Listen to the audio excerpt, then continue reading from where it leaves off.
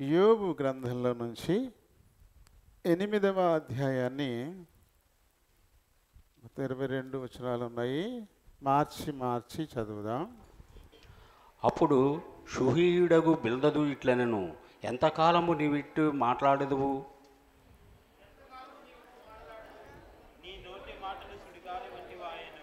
దేవుడు న్యాయవిధిని రద్దుపరుచునా? సర్వశక్తుడగు దేవుడు న్యాయమును రద్దుపరుచునా?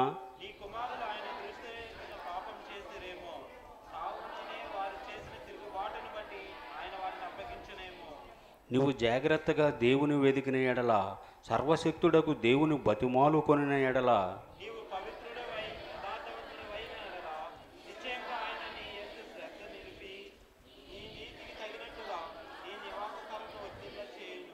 అప్పుడు నీ స్థితి మొదట కొద్దిగా నుండినను తుదను నీవు మహా అభివృద్ధి పొందుదవు.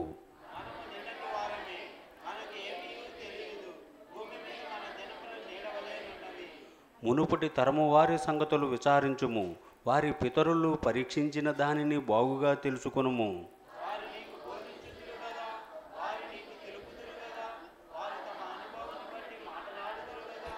బురద లేకుండా జమ్ము పెరుగునా, నీళ్లు లేకుండా రెల్లు మొల్చునా?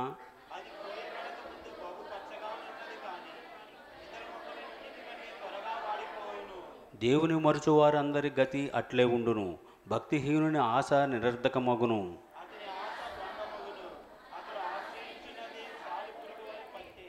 అతడు తన ఇంటి మీద ఆనుకొనగా అది నిలువదు, అతడు గట్టిగా దాన్ని పట్టుకొనగా అది విడిపోవును.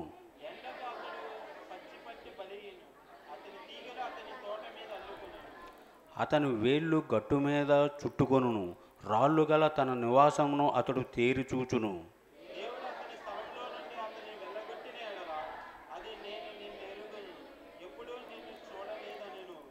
ఇదే అతని సంతోషకరమైన గతికి అంతము, అతడున్న ధూళి నుండి ఇతరులు పుట్టిదరు.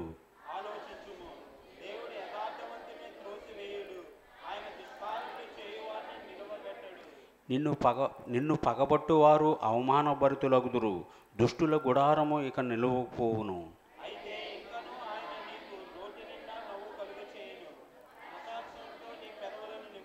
దేవుడు పరిశుద్ధ వాక్యం దీవించును గాక. ఆమేన్. చిన్న ప్రార్థన చెప్పుకుందాము.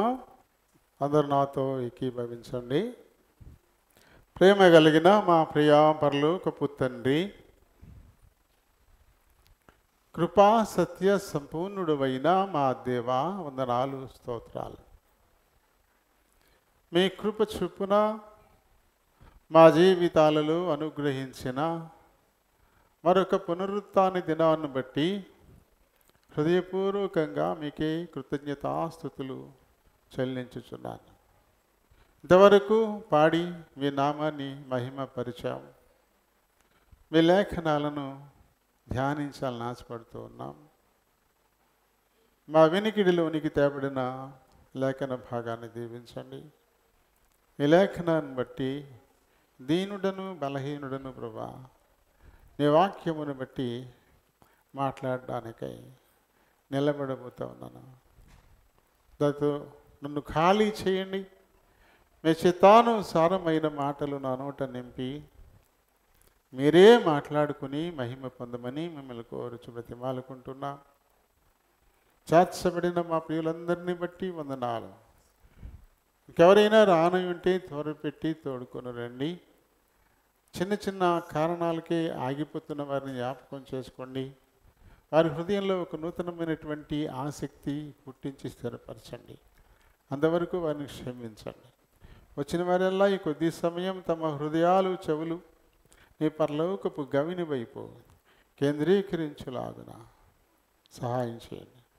నిద్రాత్మల్ని, అంధకార శక్తుల్ని నజరేయుడని యేసు నామములో బంధిస్తున్నాను. అను మమ్మల్ని, మందిరాన్ని, విద్యుత్, సౌండ్ సిస్టమ్ వీటన్నిటిని మీ చేతులకు అప్పగించుకుంటూ మీ నామమునతిగా హెచ్చిస్తూ నన్ను మమ్మల్ని తగ్గించుకుంటూ మా ప్రభు, మా ప్రియరక్షకుడునైనా యేసునామాన్ని అడిగి వేడుకుంటున్నాను మా పరమ తండ్రి. ఆమేన్. Praise the lord. ప్రభునాములందరికీ వందనాలు. దేవుడి తన ఉచితమైన కృపను బట్టి మన జీవితాల్లో మరొక పునరుత్థాన దినం మరి ప్రభు పాద సన్నిధికి వచ్చి ఆయన ఆరాధించడానికి దేవుడు మనకి ఈ అవకాశం ఇచ్చారు. ఆయనకు వందనస్తులమై ఉన్నాం. ఈ ఆదివారాన్ని సెలవుతనంగా తీసేస్తే ఎలా క్రైస్తవులు ఆరాధిస్తారని కొంతమంది సొంతంగా ఆలోచన చేసి ఆటంకాలను కల్పించాలని తలంపుల్లో ఉన్నారు.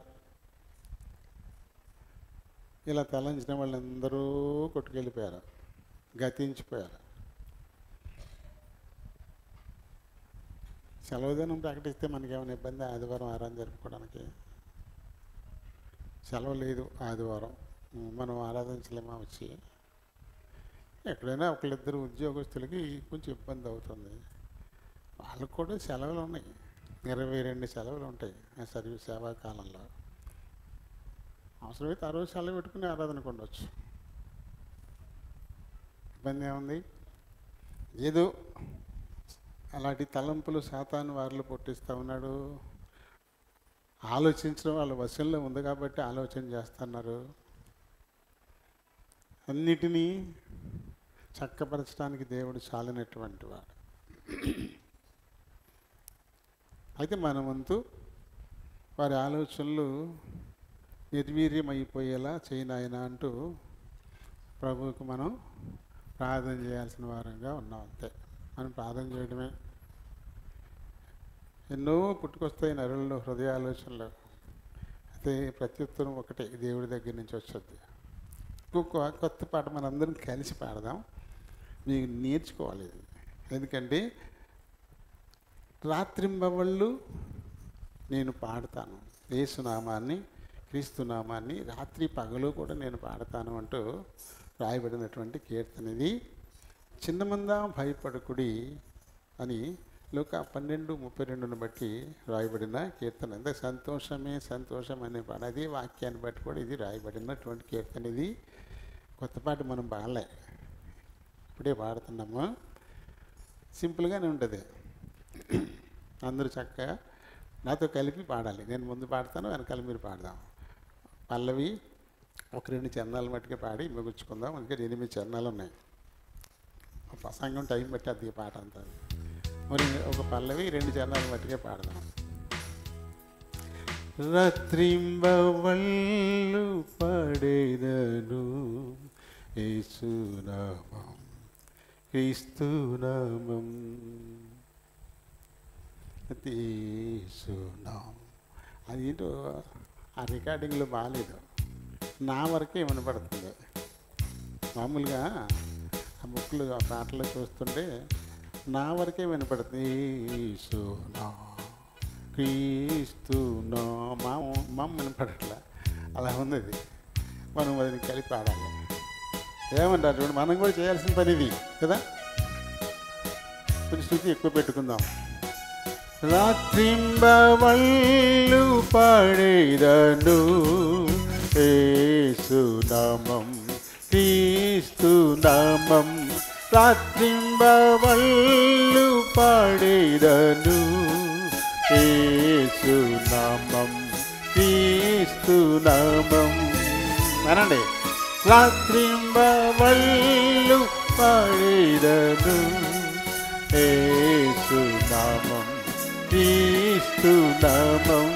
రాత్రింబవళ్ళు పడేదను యేసునామం, క్రీస్తునామం. పురుగు వంటి నరుడ నాకు ప్రభువు రాజ్యమీయదలచి, పురుగు వంటి నరుడ నాకు ప్రభువు రాజ్యమీయదలచి, పరము నుండి ధరకే తెచ్చి, పరము నుండి ధరకే తెచ్చి ప్రాణము బలిగనిచ్చి ప్రాణము బలిగనిచ్చి రాత్రింబవళ్ళు పాడిదను యేసునామం క్రీస్తునామం రాత్రింబవళ్ళు పాడిదను యేసునామం క్రీస్తునామం. దీన్ని మనం యేసునామం క్రీస్తునామం అని పాడుకుంటే బాగుంటుంది. అయితే మమ్ పలకట్లే. రాత్రింబవళ్ళు పాడేదను యేసునామం క్రీస్తునామం రాత్రింబవళ్ళు పాడేదను యేసునామం క్రీస్తునామం. ఎన్నికలేని చిన్న మందా భయపడకు నీవిలా ఎన్నికలేని చిన్న మందా భయపడకు నీవిలా ఘనమైన పరమ తండ్రి ఘనమైన పరమ తండ్రి రాజ్యమివ్వనిష్టపడిల్ రాజ్యమివ్వనిష్టపడిల్ రాత్రింబవళ్ళు పాడేదను యేసునామం క్రీస్తునామం రాత్రింబవళ్ళు పాడేదను యేసునామం క్రీస్తునామం. మళ్ళీ మొదటి చరణం ఇందులో నరుడన్నా అక్కడ ఆగిపోతుంది, ఎక్కువ వినపడదు. ఆ పాటలో రికార్డింగ్లో మనం వింటే నా వరకు ఆగిపోద్ది. పురుగు వంటి నరుడనా ఎక్కువ వినపడదు. అలాగ మరి ఎందుకు అలా రికార్డ్ అయిందో ఒకవేళ వింటే కనుక మీరు చెప్తున్నాను, చివరి ఉంది అక్షరం వినపట్ట మనకు అది. పురుగు వంటి నరుడ నాకు ప్రభువు రాజ్య మీయదలచి పురుగు నరుడ నాకు ప్రభువు రాజ్య మీయదలచి పరము నుండి ధరకే తెచ్చి పరము నుండి ధరకే తెచ్చి ప్రాణము బలిగనిచ్చి ప్రాణము బలిగనిచ్చి రాత్రింబవళ్ళు పాడేదను క్రీస్తునామం రాత్రింబవళ్ళు పాడేదను యేసునామం క్రీస్తునామం. రాత్రింబవళ్ళు కూడా మనం దేవుని గురించి మనం పాడుతూ ఉండాలి. దీంట్లో మనకి ఈ పాటల్లో యాప్ ఉంది, అందులో కనుక మీరు వింటే అది వచ్చింది. నాకు ఇందులోకి వెళ్ళేదాకా అంతేనా మా ఆగిపోయిందంటే అనుకున్నాను. అవి రికార్డింగ్లోకి రాల. మమ్ నామం నా అక్కడ ఆగిపోతుంది. యేసునా క్రీస్తునా అని ఆగిపోతుంటుంది, మనకి తర్వాత వినపడదు. నామం సరేండి.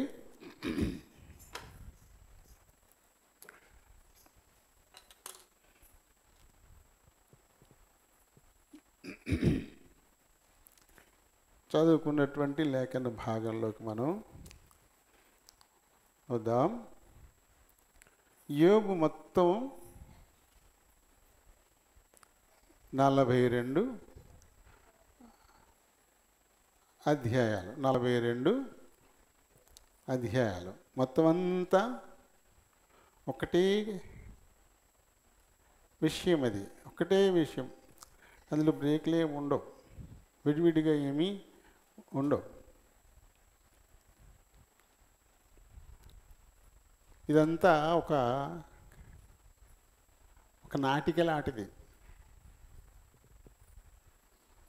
ఒక నాటకంలా ఉంటుంది మొత్తం అంతా. ఇందులో రకరకాల వ్యక్తుల పాత్రలు మనకు కనబడతాయి. మొదటిగా పరలోకంలో ప్రభువు దూతలతో సమావేశం అక్కడితో మొదలవుతుంది. అంటే యోబు గురించి ముందు చెప్పారు, కానీ అది పరిచయం అన్నాడు, యోబుకు పరిచయం. అతనికి ఎంతమంది కుమారులు, ఎంతమంది కొడుకులు, ఎన్ని గొర్రెలు ఉన్నాయి, ఎన్ని మేకలు ఉన్నాయి, ఎన్ని ఎడ్లు ఉన్నాయి, ఎన్ని గాడిదలు ఉన్నాయి, ఎన్ని ఒంట్లు ఉన్నాయి, అలాగే ఆ కొడుకులు ఎలాంటి వాళ్ళు, వాళ్ళ గురించి యోబు ఏం చేసేవాడు అని ఒక పరిచయం అయిపోయాక పరలోకంలో ఒక సమావేశం జరుగుతుంది. దూతలు, ప్రభువు, సాతానుడు అక్కడ కూడా వస్తాడు. మనం గమనించాల్సింది ఏంటంటే దేవుని మందిరంలోకి సాతాను రాదనుకోకూడదు, ఖచ్చితంగా వస్తాడు. పరలోకంలో ప్రభు సముఖానికే వెళ్ళినాడు, మనం కట్టిన ఈ కట్టడంలోకి రాడా? వస్తాడు, ఖచ్చితంగా వస్తాడు. మనం చెడగొట్టి పని వాడు చేస్తూనే ఉంటాడు. మనం దేవుని వాక్యం వింటూనే ఉంటాం, కానీ మన బుర్రలో రకరకాలైన ఆలోచనలు ఏవేవో రింగ్ అవుతూ ఉంటుంటాయి. పూర్తిగా కాన్సన్ట్రేషన్ ఇక్కడ రాదు. దేవుని కృప వల్ల మనకి ఈ పరిచర్యకి ఆటంకం లేని విధంగా మనం ఏర్పాట్లు చేసుకున్నాం. దేవుడు ఆ ఏర్పాటు మనకి ఇచ్చాడు. కరెంటు పోయినా సౌండ్ సిస్టమ్ కానీ కొద్దిపాటి లైట్లు కానీ ఆకుండా ఇది నడుస్తూ ఉంటుంది. ఈ లోపల మురళయ్య గారు పుణ్యమా అని జనరేటర్ పనిచేస్తూనే ఉంటుంది. దేవుడేమో ఆయన బండికి ఆయిల్ ఇచ్చి నడిపిస్తుంటే ఆయనేమో మన జనరేటర్కి ఆయిల్ ఇచ్చి నడిపిస్తున్నాడు. ఎందుకంటే ఆయిల్ ఏం కొంటలే, మనం ఆయనే పట్టుకొచ్చి ఇస్తుంటాడు. ఇక ఉన్నాడు మనకి ప్రసాద్ లేకపోతే ఆనంద్, అలా ఆగడం పాపం అలా వెళ్ళిపోతారు. మురళయ్య గారు కూడా ఆన్ చేసి వచ్చేస్తున్నాడు, మనకి తెలియకుండా నడిచిపోతుంది. అది కొన్ని చోట్ల కరెంటు పోయిందంటే మొత్తం ఆగిపోతుంది. దేవుడు మనకి ఇటువంటి ఏర్పాటు చేసుకునే తలంపు మనకిచ్చాడు. ఆ తలంపునైనా బలపరిచి ఈ ఏర్పాట్లు కూడా మనకి అనుగ్రహించిన వాడిగా ఉన్నాడు కదా. ఇప్పుడు పోయింది కరెంట్, ఇప్పుడు అయినా మనకి మామూలుగాను ఏసీలు పనిచేయవు తప్ప మిగతాదంతా మామూలుగానే నడుస్తుంటుంది. కొంచెం వేడి పుట్టేటప్పటికి మళ్ళీ కరెంట్ ఇచ్చేస్తాడు దేవుడు, మళ్ళీ ఆన్ అయిపోతాయి, ఏం సమస్య లేదు. యోబు మీరు చక్కగా మొత్తం అంతా చదవాలి ఒకసారి. మొత్తం 42 అధ్యాయాలు వరుసగా ఒక నవల చదివినట్టుగా చదువుకుంటూ వెళ్ళాలి. ఈ నాటకం మనకి కనబడుతుంది. ఈ నాటకం అంతా ఈ లోకంలో మనుషుల మధ్య ఉన్న జరిగేటువంటివే ఇందులో ఉంటాయి. మనుషుల మధ్య జరిగేటువంటివే ఇట్లా ఉంటాయి. ఓ మీటింగ్ మొట్టమొదటి సన్నివేశం అది. సాతాను అక్కడికి వచ్చింది. ఇప్పుడు దేవునికి సాతానికి మధ్య ఒక సవాలు లాంటి సన్నివేశం కదా. నా భక్తుడైనటువంటి యోబును చూసావా? అతడు భయభక్తులు గలవాడు, యథార్థవంతుడు, నీతిమంతుడు, అలాంటి వాడు భూజి దేశంలో మరొకడు లేడు, చెడుతనాన్ని అసహించుకున్నవాడని ఆయన గురించి ప్రభువే సాక్ష్యం ఇస్తాడు. సాతాను గారు ఏమంటాడు తెలుసా? ఎందుకున్నాడు? నువ్వు అతను కలిగిన దాని చుట్టూ, అతని కుటుంబం చుట్టూ, అతని చుట్టూ కంచేసి కాపాడుతున్నావు. ఎందుకున్నాడో అంటే కంచెలు లేకపోతే అతను యథార్థంగా ఉండడా? కంచెలు లేకపోతే చెడుతనాన్ని అసహించుకోడా? కంచెలు లేకపోతే నా యందు భయం భక్తి కలిగి ఉండడా? సర్లే కంచెలు తీసేస్తున్నాను, ఓ ఏం చేసుకుంటావు అన్నాడు. అంతే. ఆహా చూడు, నేను యోబుని ఓడించి ప్రభువుని ఓడించాననేటువంటి కీర్తి పొందేస్తాను అనుకున్నది. వచ్చేసి ఏం చేసింది? యోబుని తప్ప మొత్తం అన్నీ నాశనం చేసింది. గోరెలు, ఎడ్లు, ఒంటెలు, గాడిదలు అన్నీ పోయాయి. ఆఖరికి 7 కొడుకులు, 3 కూతుళ్ళు కూడా చనిపోయారు. ఒక్కడొక్కడు మిగిలాడు సమాచారం అందించడానికి. నేను ఒక్కడినే మిగిలానంటే 4 వస్తారు దుర్వార్తలు పట్టుకుని. అయినా సరే ఆ మొదటి అధ్యాయంలో చివరి వచనంలో దేవుని ఏమాత్రం కూడా నిందించలేదు యోబు. నా తల్లి గర్భం నుంచి దిగంబరినై వచ్చాను. దిగంబరిగానే పోతాను, దేవుడు ఇచ్చాడు, దేవుడు తీసుకున్నాడు, నేనే పోగొట్టుకున్నాను అంటాడు. తలకాయ మళ్ళీ వాలేసింది, ఓడిపోయింది. మళ్ళీ 2వ అధ్యాయంలో మళ్ళీ సన్నివేశం, మళ్ళీ దేవుడు దూతలు మళ్ళీ మీటింగ్ పెట్టుకుంటారు. మళ్ళీ అక్కడికి వస్తాడు. ఏమో ఏంటి వెళ్ళావు కదా యోబుని ఏదో చేస్తానని, ఏం జరిగింది అన్నాడు మళ్ళీ దేవుడు. ఎవరైనా తన దేహం కంటే దేన్నైనా ప్రేమిస్తాడా? తన దేహం కోసం దేన్నైనా వదులుకోవడానికి ఇష్టపడతాడు అంటే, ఇప్పుడు అతని దేహం మీద పడిందా నీ చూపు, సర్లే అతని దేహాన్ని నీకు అప్పు చెప్పేశాను, అతని ప్రాణం జోలికి మట్టుకు పో అన్నాడు. ఇప్పుడు మళ్ళీ వచ్చింది. నాడినెత్తి నుంచి అరికాళ్ళ వరకు పచ్చి పుండ్లతో మోత్తేసింది, ఖాళీ చూడలేదు. చేతితో గోక్కుంటే దొర తెరక చిల్ల పెంకులు తెచ్చుకుని వాటితో గోక్కున్నాడంట. మొత్తం మాంసం అంతా చివికిపోయింది, ఎముకలు బయటికి కనపడే పరిస్థితి అయిపోయింది. అయినా సరే యథార్థతను వేడకుండా ఉన్నాడు. సాతానుడు ఆఖరికి తన భార్యలో ప్రవేశించాడు. భార్య వచ్చి ఎవరి మాట వినకపోయినా భార్య మాట వింటారు భర్తల. నిజంగానే కఠినంగా ఉండేవాడిని కూడా తల్లిదండ్రుల పట్ల ప్రేమగా భర్తను మార్చేయగల వాళ్ళే. తల్లిదండ్రుల పట్ల ఎంతో ప్రేమగా ఉండే బిడ్డను మనసు విరిసేసి లాక్కుపోగలిగే వాళ్ళు కూడా వాళ్ళే. అందుకని జ్ఞానం గల స్త్రీ తన ఇంటిని కట్టుకుంటుంది అని చెప్పి ఆయన చెప్పాడు. 2 తన వశంలో ఉన్నాయి. ఏ లోక మర్యాద లోకులు ఏం చెప్తారంటే, కడవంత గుమ్మడికాయ కత్తి పీటకు లోకువా అని సామెత చెప్తారు. ఎంత బలవంతుడైనా సరే మనిషి మగాడు బలహీనరాలు అనుకున్నటువంటి ఆడవారి చేతుల్లో ఓడిపోతుంటాడు. వాళ్ళ మాట వినాల్సిందే, లేకపోతే పొయ్యి ఆరిపోతారు కదా. కళ్ళెట్టి ముక్కు సీదేసి పొయ్యి ఆరిపోతారు, కడుపు మాడిపోద్దిగా మరి.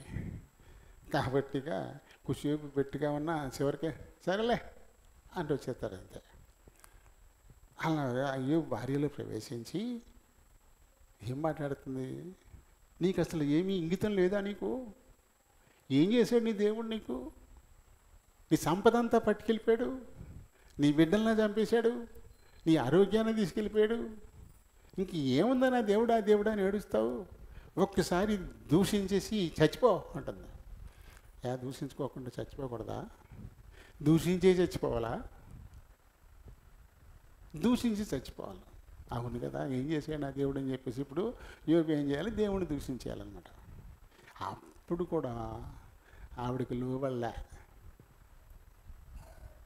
మూర్ఖురాలు మాట్లాడినట్టు మాట్లాడబోకున్నాడు అంతే.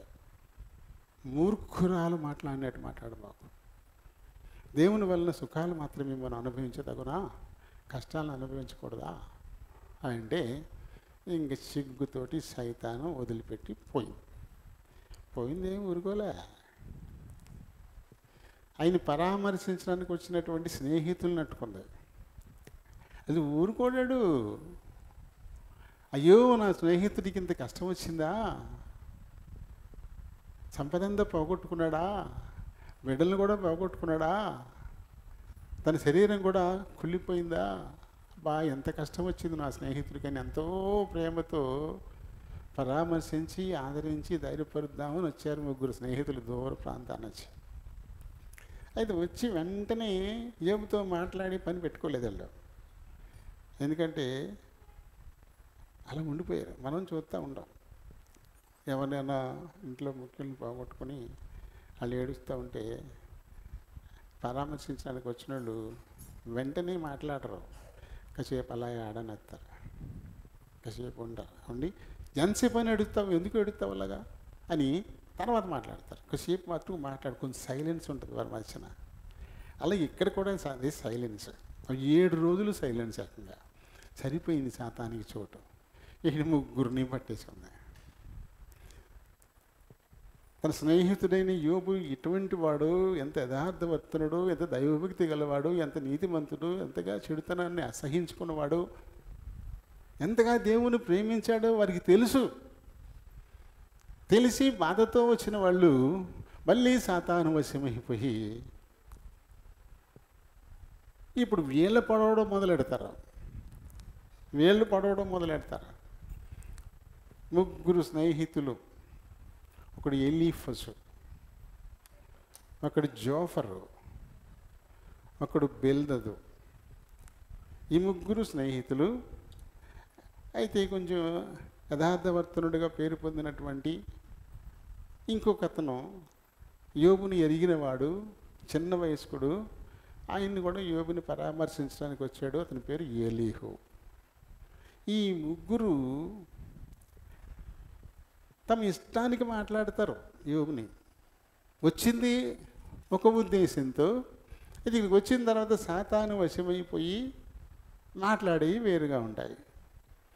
ఎలీఫజ్ అనేవాడు యోబుని ఏమంటాడంటే, అక్రమమును దున్ని కీడును విత్తువాడు ఎలా నాశనం అయిపోతాడో నువ్వు కూడా అలాగే అయిపోయావు.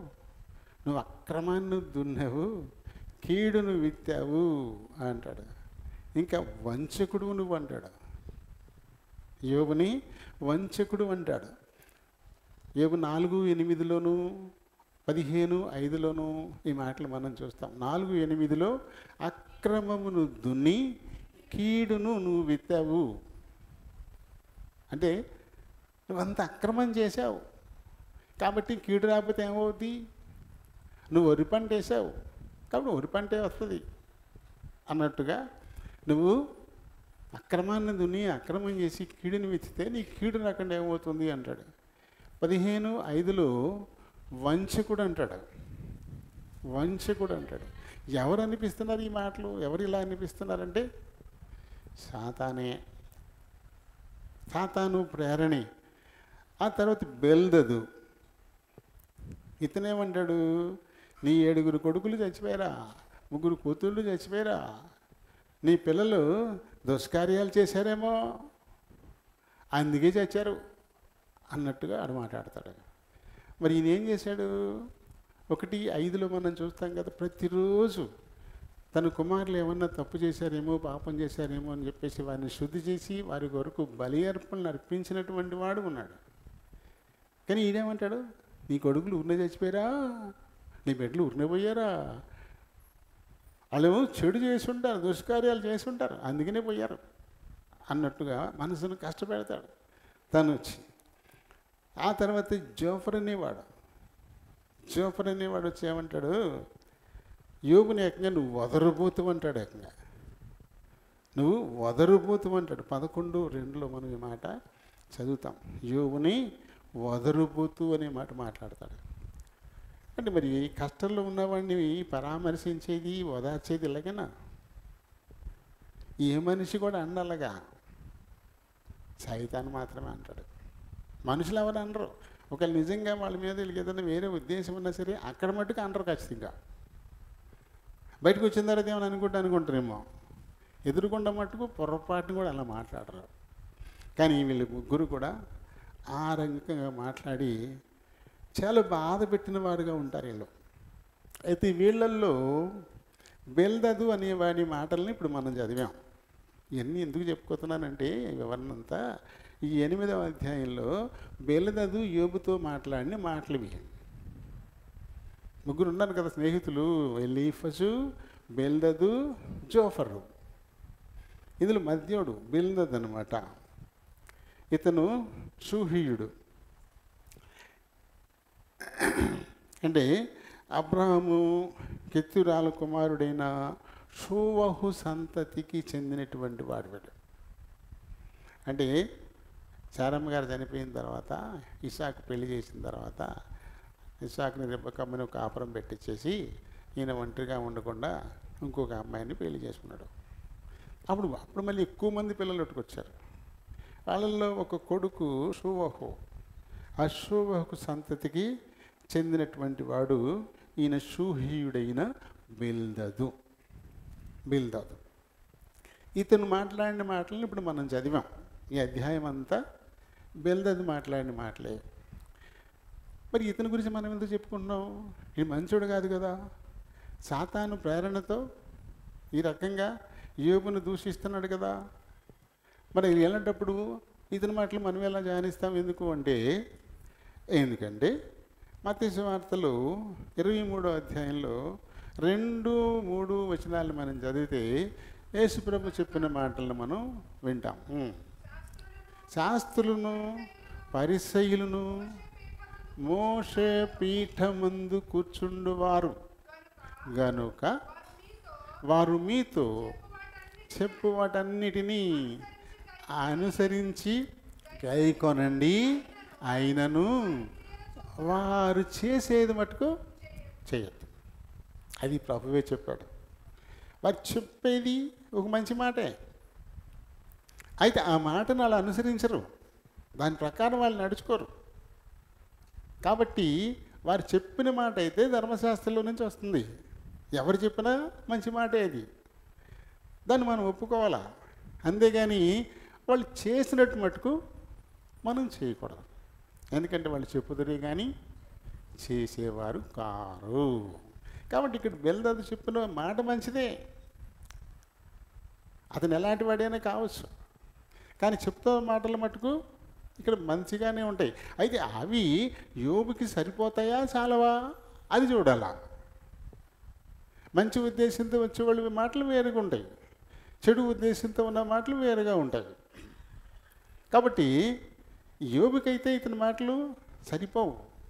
ఎందుకంటే ఈ దేవుడే మంచి సర్టిఫికెట్ ఇచ్చేసాడు యోబు గురించి. ఇంకా మనుషులు ఎవరు పేర్లెట్టడానికి? దేవుడే ఒక మంచి సర్టిఫికెట్ ఇచ్చేసాడు కదా. 2 సార్లు ఇచ్చాడు. 1వ అధ్యాయంలో ఇచ్చాడు, 2వ అధ్యాయంలో ఇచ్చాడు. యోబు వంటి వాడు ఊజు దేశం ఎక్కడ వెతికినా సరే కానపడ్డు.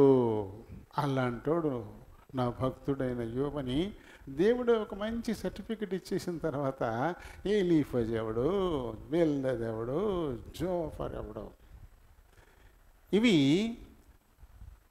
ప్రస్తుతం ఉన్నటువంటి విశ్వాసుల్లో కూడా వర్తిస్తూ ఉంటాయి. ఇక్కడ కూడా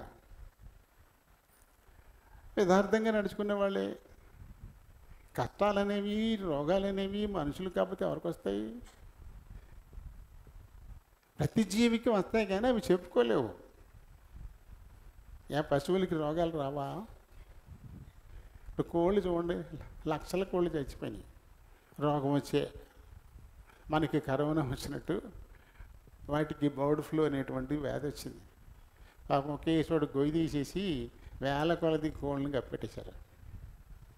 దానికి లేదా చెప్పు మరి, కోళ్ళకి వస్తాయి, కుక్కలకు వస్తాయి, ఆవులకు వస్తాయి, గేదెలకు వస్తాయి, అన్నిటికీ వస్తాయి, గుర్రాలకు, ప్రతిదానికి ప్రతి జీవికి వస్తుంది. వాటికి నోరు లేదు కాబట్టి అవి చెప్పవు, మనిషికి నోరు ఉంది కాబట్టి ఆరుస్తాడు.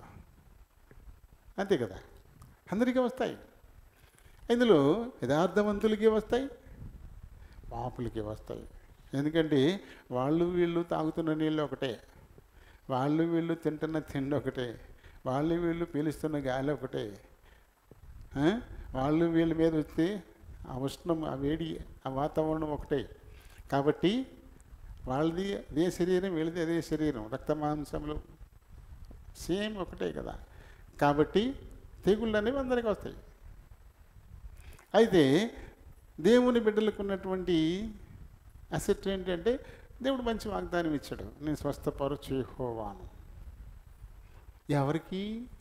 ఎవరు నా వాక్యాన్ని శ్రద్ధగా వింటారు, ఎవరు నా దృష్టికి న్యాయంగా చేస్తారు, ఎవరు నా ఆజ్ఞల్ని కట్టడల్ని అనుసరించి నడుచుకుంటారు, అలాంటి వారికి అసలు తెగులే రాదు. ఒకవేళ వచ్చినా నేనున్నాను స్వస్థపరచడానికి అని చెప్పి ఆయన మనకి ఇచ్చినటువంటి వాగ్దానం ఉంది, ఇతరులకు అది లేదు. అంతే తేడా.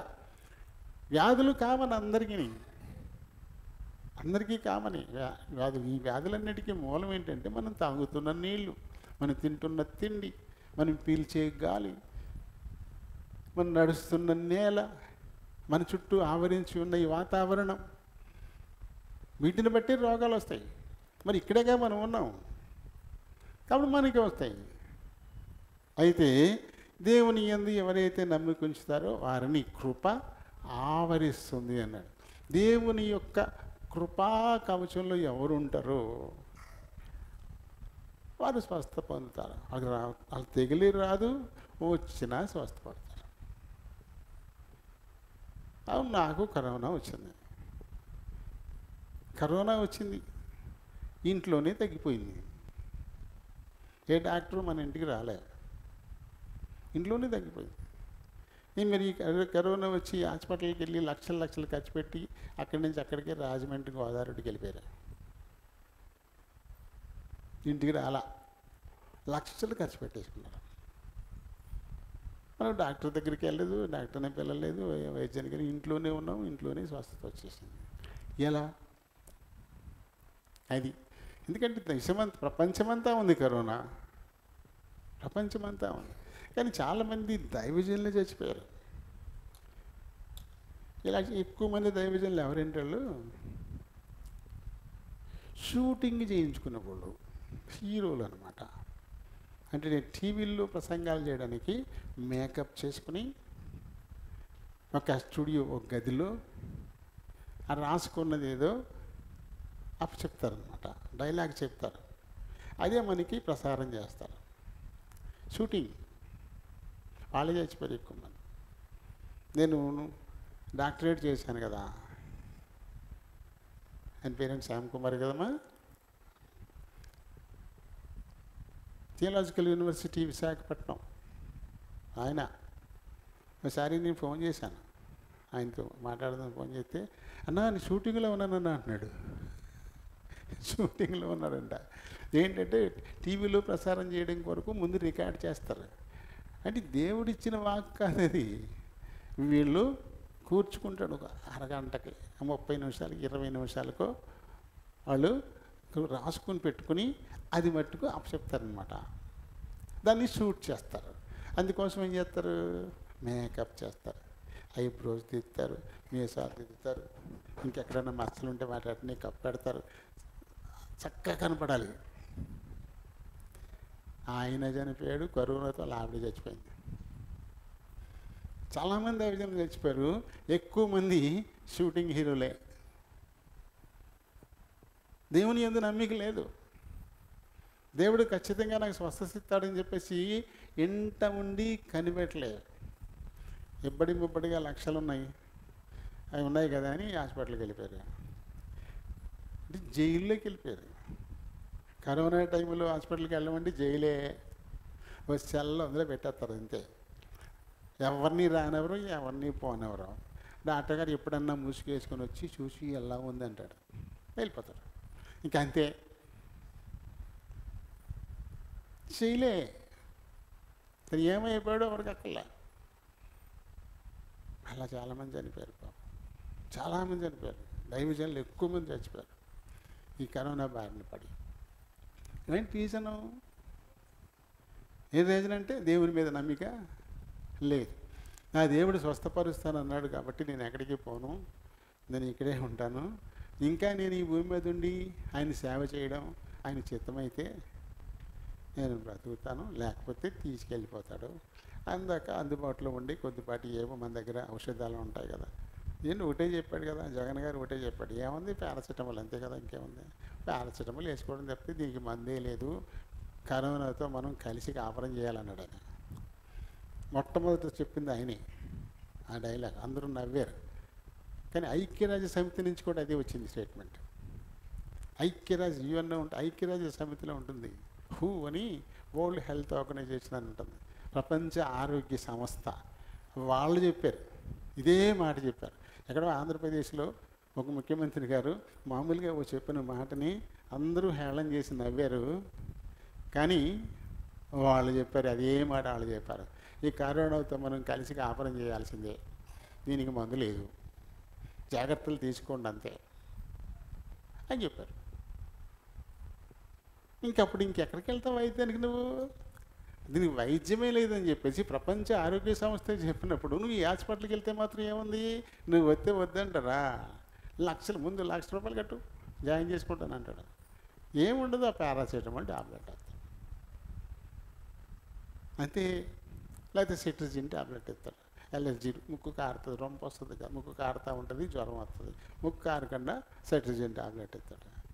టెంపరేచర్ ఆ నొప్పులు అనచడానికేమో పారాసెటమాల్. ఈ 2 టాబ్లెట్లు వేశారు అక్కడ. ఆ గదిలో క్లోజ్డ్ సర్క్యూట్లు పెట్టేయడం వల్ల సరైనటువంటి ఆక్సిజన్ అందక పల్స్ పడిపోతుండేది. ఆక్సిమీటరు అయ్యి బాబా ఈ పల్స్ పడిపోయింది, అవి ఆక్సిజన్ పెట్టేయాలి ముక్కుకి. వాటికి స్వేచ్ఛగా మంచి గాలి తగలనే వల్ల తగలిస్తే మీటర్ ఓకే అయిపోద్ది అని గదిలో బంధించేశారు, అన్నీ మూసేశారు. మరి గాలి అంతా ఎక్కడి నుంచి అందుతుంది? మన సహోదరుడు డేవిడ్ గారు గాలి అందుకు చచ్చిపోయాడు, ఆక్సిజన్ అందుకు చచ్చిపోయాడు. ఆ చివరిలో ఆయన మాటలు కూడా ఉన్నాయి, రికార్డ్ చేశారు. సరిగా ఊపిరి అందట్లేదన్నా, ఆక్సిజన్ అందట్లేదన్నా, పెట్టారు కానీ పట్టుకెళ్ళిపోయారన్నా, అది పెట్టారు కానీ పట్టుకెళ్ళిపోయారన్నా అన్న మాటలు విన్నా. ఆక్సిజన్ అందరూ చచ్చిపోయాడు కానీ దాన్ని బంధించేశారు గదిలో. జానీకే వచ్చింది, జానీకి ఇలాగే ఆక్సిమీటర్ తగ్గింది. ఆదివారమే ఆ రోజున అప్పుడు లైవ్లు ఇస్తా ఉన్నాం. ఏం చేయాలి? అందరూ కంగారు తీసుకెళ్ళిపోవాలి, ఎక్కడికో తీసుకెళ్ళిపోవాలి, కంగారు. ఒకటే చేసాం. శుభ్రంగా బారుగా ఉన్న ఈ వారన బయట అక్కడ కూర్చోబెట్టేసి ఎదురుగుండా ఫ్యాన్ పెట్టి మంచి గాలి ఫ్యాన్ లాక్కుని తన మీద నుంచి వెళ్ళేలాగా పెట్టాను. కొంచెంసేపటికి ఆక్సిమీటర్ పెరిగిపోయింది. అంటే ఆక్సిజన్ లేక అలా అయిపోతున్నారు అనమాట. ఒకసారి మంచి ఓపెన్ ప్లేస్లో పెట్టి స్వచ్ఛమైన గాలి అందించేసరికల్లా ఆ తగ్గినటువంటి మీటరు పెరిగిపోయింది, నార్మల్ అయిపోయింది. అక్కడ ఆ పరిస్థితి లేదు, మూసేశారు. కరోనా కాబట్టి మొత్తం అన్ని బంద్. ఇంకెక్కడుంది మంచి గాలి? ఇలా దేవుని మీద అస్సలు ఆధారపడకుండా, అసలు వైద్యమే లేదనేటువంటి మాట ప్రపంచ ఆరోగ్య సంస్థ చెప్పినా సరే, డబ్బులు ఉన్నాయి అనేటువంటి దాంతో మరి డబ్బులు లేకుండా ఎంతమంది? డబ్బులు లేకుండా ఇంటికాడ ఉన్న వాళ్ళు బతికేశారు.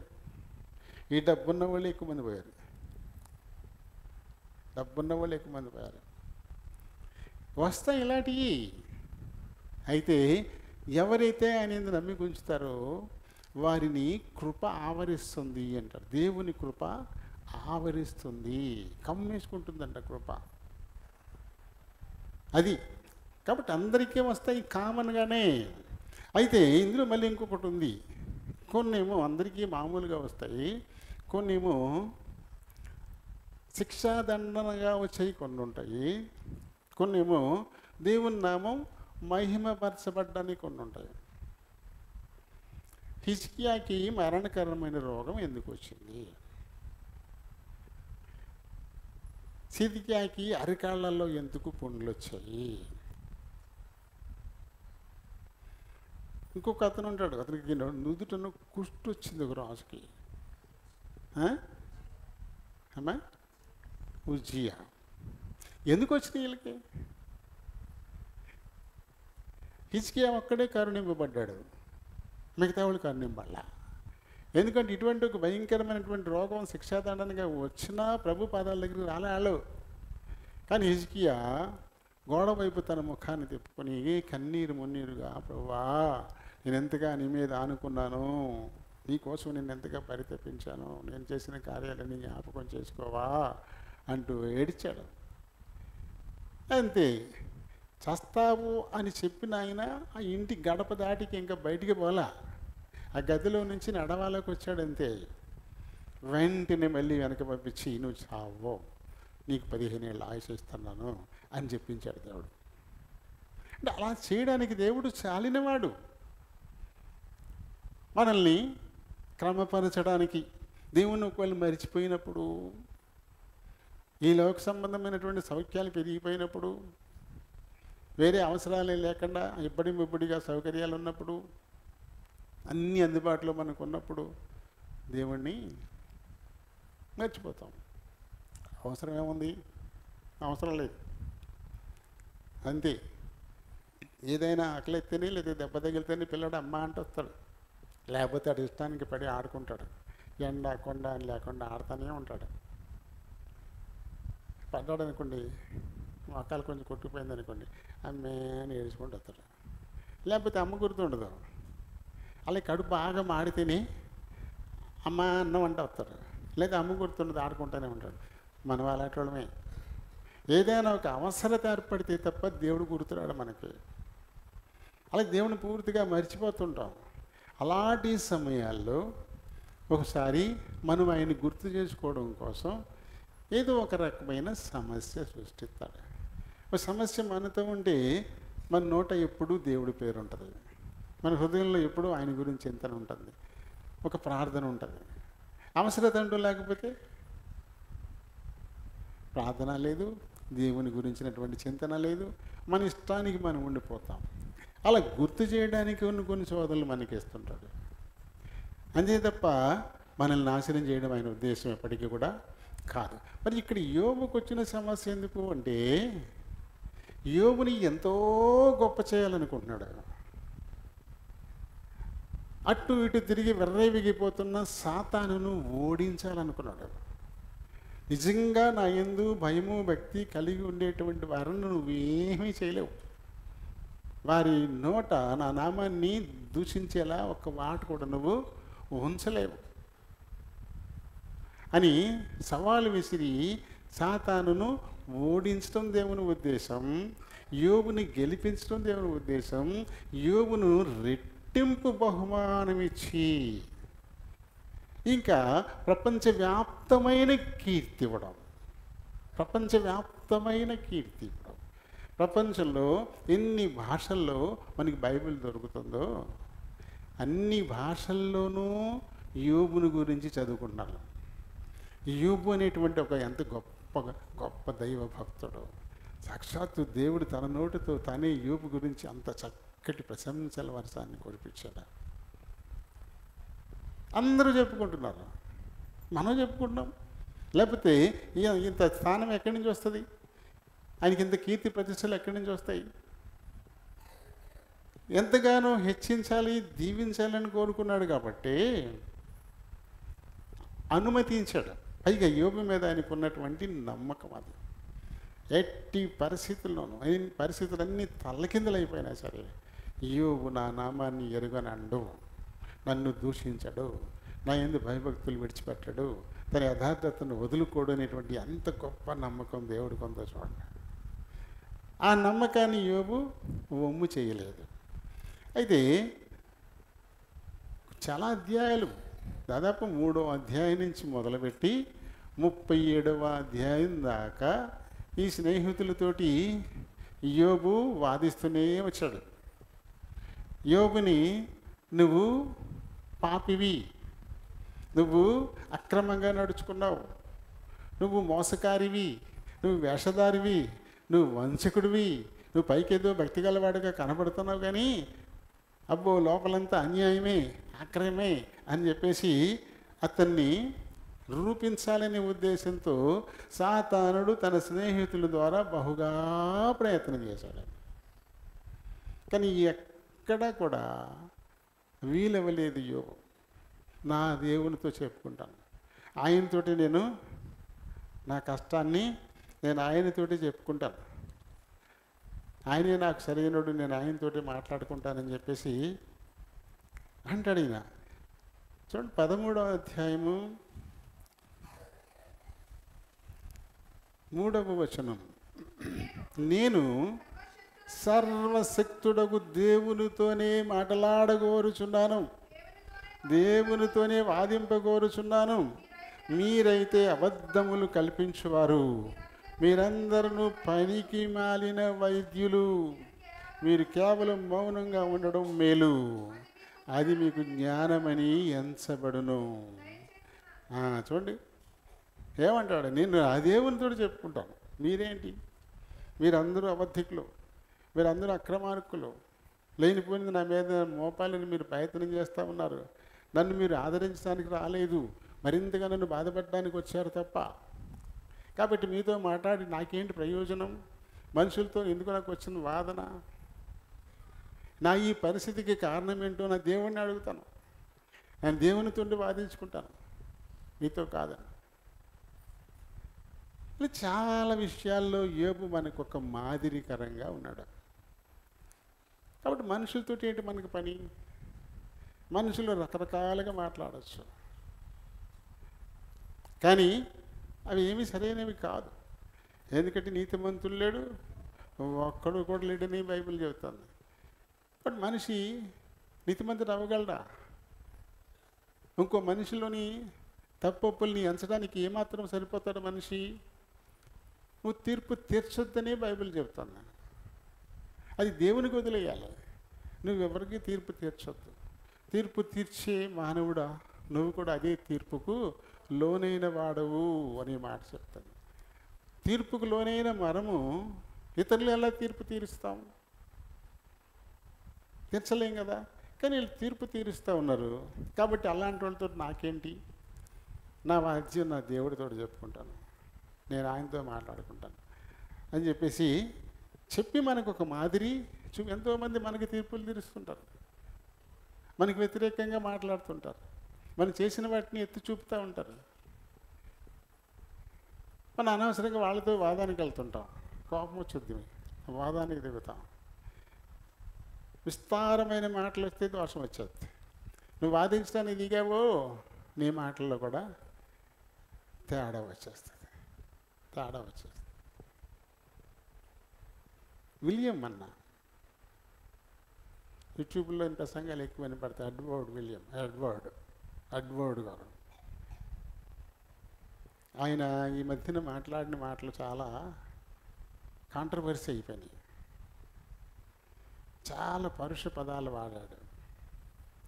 ఎక్కువ మాట్లాడతాం వచ్చేసరికల్లా ఇవన్నీ వచ్చేసినాయి. ఆ ఉద్రేకంలో నీ ఏం మాట్లాడతాడో ఆయనకే తెలియకుండా ఇష్టానికి మాట్లాడేశాడు. అంటే మేము క్రైస్తవులను ఒకసారి చెప్పుకుంటూ మళ్ళీ ప్రయోజనాల కోసం మళ్ళీ వేరే అని చెప్పుకుంటూ అలా నడుచుకుంటే వారి గురించి ఆయన మాట్లాడాడు. కానీ అలా మాట్లాడడానికి ఆయనకి ఎక్కడ రైట్ ఉంది? చాలా పరుషంగా నోటితో చెప్పడానికి కూడా అనవసరం. అంత భయంకరమైన మాటలు ఉన్నాయి. యూట్యూబ్లో ఎడ్వర్డ్ని పెట్టుకొని చూడండి, ఇటీవల వచ్చినటువంటి మాటలు ఉంటాయి. చాలా అసహ్యంగా మాట్లాడేశాడు. ఎక్కువ మాట్లాడుకుంటూ వస్తే ఇలాగే వచ్చేస్తాయి. ఎక్కువ మాట్లాడుతూ ఉంటే ఇటువంటివి బయటపడిపోతుంటాయి. అందుకని యోబు అందుకు సాహసించట్లేదు. నేను నీతో మాట్లాడను, మీతో నేను ఎక్కువ మాట్లాడితే నేను కూడా మళ్ళీ పాడైపోతాను. నాదేమన్నా ఉంటే నా దేవునికి చెప్పుకుంటాను, నేను మీతో మాట్లాడనని చెప్పేశాడు. అంతే సైలెంట్. మరి మనం చదివింది ఒకటి వేరేగా వెళ్ళిపోతుంది. టైం అప్పుడు 10:56 అయిపోయింది. ఈ విషయానికి వద్దాం. చూడండి, నేను మంచి మాట చెప్పాడు ఈయన. నేను చెప్పింది మనం అనుసరించాలి. అతనైతే అనుసరించిన వాడు కాదు. యోబును బాధించడానికే మాట్లాడుతున్నాడు, కానీ మంచి మాట చెప్తున్నాడు. సాతాను నోటి కూడా దేవుని వాక్యాలు వస్తాయి కదా. అపవాది చేత శోధింపబడిన తర్వాత ఆకలిగా ఉన్నాడు యేసుప్రభు. అప్పుడు వచ్చాడు. వాక్యాన్ని బట్టే మాట్లాడుతున్నాడు. ఇక్కడి నుంచి దూకాయి, నీకేం కాదు. ఈ పాదాలకు రాయి తగలకుండా ఎత్తిపట్టుకోవడానికి దాన్ని దూతలకు ఆజ్ఞాపిస్తాడని రాయపడింది. వాక్యం చెప్తుంది. చెప్పుతుంది కూడా వాక్యం. కానీ నిజమే కదా అది చెప్పింది. కానీ నిజమే కదా అది. మనం చదువుతాం 91వ కీర్తనలో 11వ వచనం నుంచి ఏముందో అదే మాటలు సాతాను చెప్పింది దేవుడి దగ్గర. నిజమే కదా అది. దేవుని వాక్కు నిజమే. అది చెప్పింది. అది మంచిది కాకపోవచ్చు, కానీ ఆ మాట మాత్రం సత్యం. అలాగే బెల్దదు ఉద్దేశం మంచిది కాకపోయినా చెబుతున్నది మటుకు దేవుని వాక్యే. అందుకని దీన్ని మనం అనుసరించాలా. ఈయనేమంటాడు? ఇది అట్టిడి తిరిగి మళ్ళీ యెషయా 55:6కే వస్తుంది. మళ్ళీ దాన్నే కంటిన్యూ చేస్తున్నట్టే ఉంది. ఇది యెషయా 55:6లో ఏముందో అదే వాక్కును మళ్ళీ కంటిన్యూషన్ అవుతుంది ఇక్కడ. నీవు జాగ్రత్తగా దేవుని వెదకిన ఎడల, సర్వశక్తుడకు దేవుని బతిమాలు కొనికిన ఎడల, నీవు పవిత్రుడవై యథార్థవంతుడవైన ఎడల, నిశ్చయముగా ఆయన నీ యందు శ్రద్ధ నిలిపి నీ నీతికి తగినట్టుగా నీ నివాస స్థలమును వర్ధిల్ల చేయును. ఈ మాట అయితే వాస్తవం. కానీ ఇక్కడ మనం 6 ముందు చదవాలా, ఆ తర్వాత 5. ఎందుకంటే ఆయన మనము జాగ్రత్తగా వెతకాలా అంటే ముందు ఏం చేయాలి? మనం పవిత్రులం కావాలా, యథార్థవంతులం కావాలా. పవిత్రులము యథార్థవంతులము కాకుండా వెతికితే ఆయన ఏం కనపడ్డావు. ఆయన మనకి కనపడాలి అంటే ముందు ఏం చేయాలి? మనం పవిత్రులం అవ్వాలి, యథార్థవంతులం అవ్వాలి. అప్పుడు అప్పుడు మనం ఆయన వెదకాలి. అంతేగాని అపవిత్రతలోనే ఉండిపోయి యథార్థతను కోల్పోయి అన్యాయంగా నడుచుకుంటూ అక్రమంగా నడుచుకుంటూ దేవుని వెతికితే దొరకడం. కాబట్టి ముందు ఆయన మనం వెతకాలి, ఆయన్ని జాగ్రత్తగా వెతకాలి. ఏమైనా సరే ఆయన నేను పట్టుకోవాలి, ఏమైనా సరే ఆయన నేను బతిమాలుకోవాలి అని నువ్వు నిజంగా అనుకుంటే అందుకు తగిన విధంగా ముందు మనల్ని సిద్ధం చేసుకోవాలి. అలా సిద్ధం చేసుకోకుండా వెతికితే దొరకడు. ఆయన పరిశుద్ధుడైన దేవుడు పాపులకి ఎలా కనబడతాడు? ఈ పాపి అయిన వాడికి పరిశుద్ధుడైన దేవుడు కనపడాలి అంటే ముందు తన పాపాన్ని ఒప్పేసుకుని ముందు పరిశుద్ధుడు కావాలి. తన అన్యాయం అక్రమం ఇవన్నీ వదిలేసుకుని యథార్థవంతుడు కావాలి. అవి జరిగిన తర్వాత అప్పుడు వెతికితే దేవుడు దొరుకుతాడు కదా. మనం యెషయా 59లో మనం చదువుతాం కదా, రక్షింపనేరకయుండునట్లు ఆయన హస్తము కురుచ కాలేదు, విననేరకయుండునట్లు ఆయన చెవులు మందము కాలేదు. మరి ఆయన చెయ్యి చాలా పొడుగు, మరి ఎందుకు నిన్ను పట్టుకోలేకపోతున్నాడు? ఎందుకు నిన్ను రక్షించలేకపోతున్నాడు? ఆయన చెవులు మందం కాదు. ఈ భూగోళం మీద ఏ రహస్య స్థలంలో ఎక్కడ కొనుక్కున్నా ఆయన కనపడిపోద్ది. కానీ ఎందుకు నీ మాట వినలేకపోతున్నాడు? ఎందుకు చెయ్యి చాచి నిన్ను పట్టుకుని రక్షించలేకపోతున్నాడు అంటే నీ పాపాలు, నీ దోషాలు ఆయనకి నీకు మధ్యన అడ్డుగోడగా ఉన్నాయంటాడు. అలా అడ్డుగోడను నువ్వు పెట్టుకుని ఆయన ఎదిగితే ఎక్కడ దొరుకుతాడు నీకు? ఆ అడ్డుగోడను తీసేసుకోవాలా. అవి తీసుకున్న రోజున మనం పవిత్రులం అవుతాం. అవి తీసేసిన రోజున మనం యథార్థవర్తులు అవుతాం. అప్పుడు ఆయన స్పష్టంగా కనబడతాడు. ఆయనే వచ్చి మనల్ని పట్టుకోమని దొరికిపోతాడు. మనకి దొరికిపోతాడు ఆయన కదా. కాబట్టి నిజంగా ఆయన్ని మనం పట్టుకోవాలి అని ఆశపడితే, నిజంగా ఆయనకి మన విన్నపాన్ని తెలియపరచుకోవాలి అని ఆశపడితే అందుకు తగిన విధంగా మనం సిద్ధపరచుకోవాలి. ముందు సిద్ధపాటు ముందు ముఖ్యం. దేవుని అడగాలి అనుకునేటప్పుడు అడగడానికి తగిన విధంగా మనల్ని మనం సిద్ధపరచుకోవాలి. సిద్ధపరచుకోకపోతే ఎలా? మళ్ళీ అది సాధ్యం కాదు, మళ్ళీ ఇబ్బంది అయిపోతుంది. ఇప్పుడు మత్తయి సువార్త 7:7-8 వచనాల్లో ఏమన్నాడైనా? అడగండి మీకు ఇవ్వబడుతుంది, వెదకండి మీకు దొరుకుతుంది, తట్టుడి మీకు తీయబడుతుంది. రైట్, ఆయనే చెప్పాడు ఈ మాట. అలా అని చెప్పేసి ప్రతివాడు అడిగే తీర్చేతాడా? అడగడానికి అర్హత సంపాదించుకోవాలి కదా. అడగడానికి అర్హత సంపాదించుకోవాలా. 21వ వచనం నేను చదువు.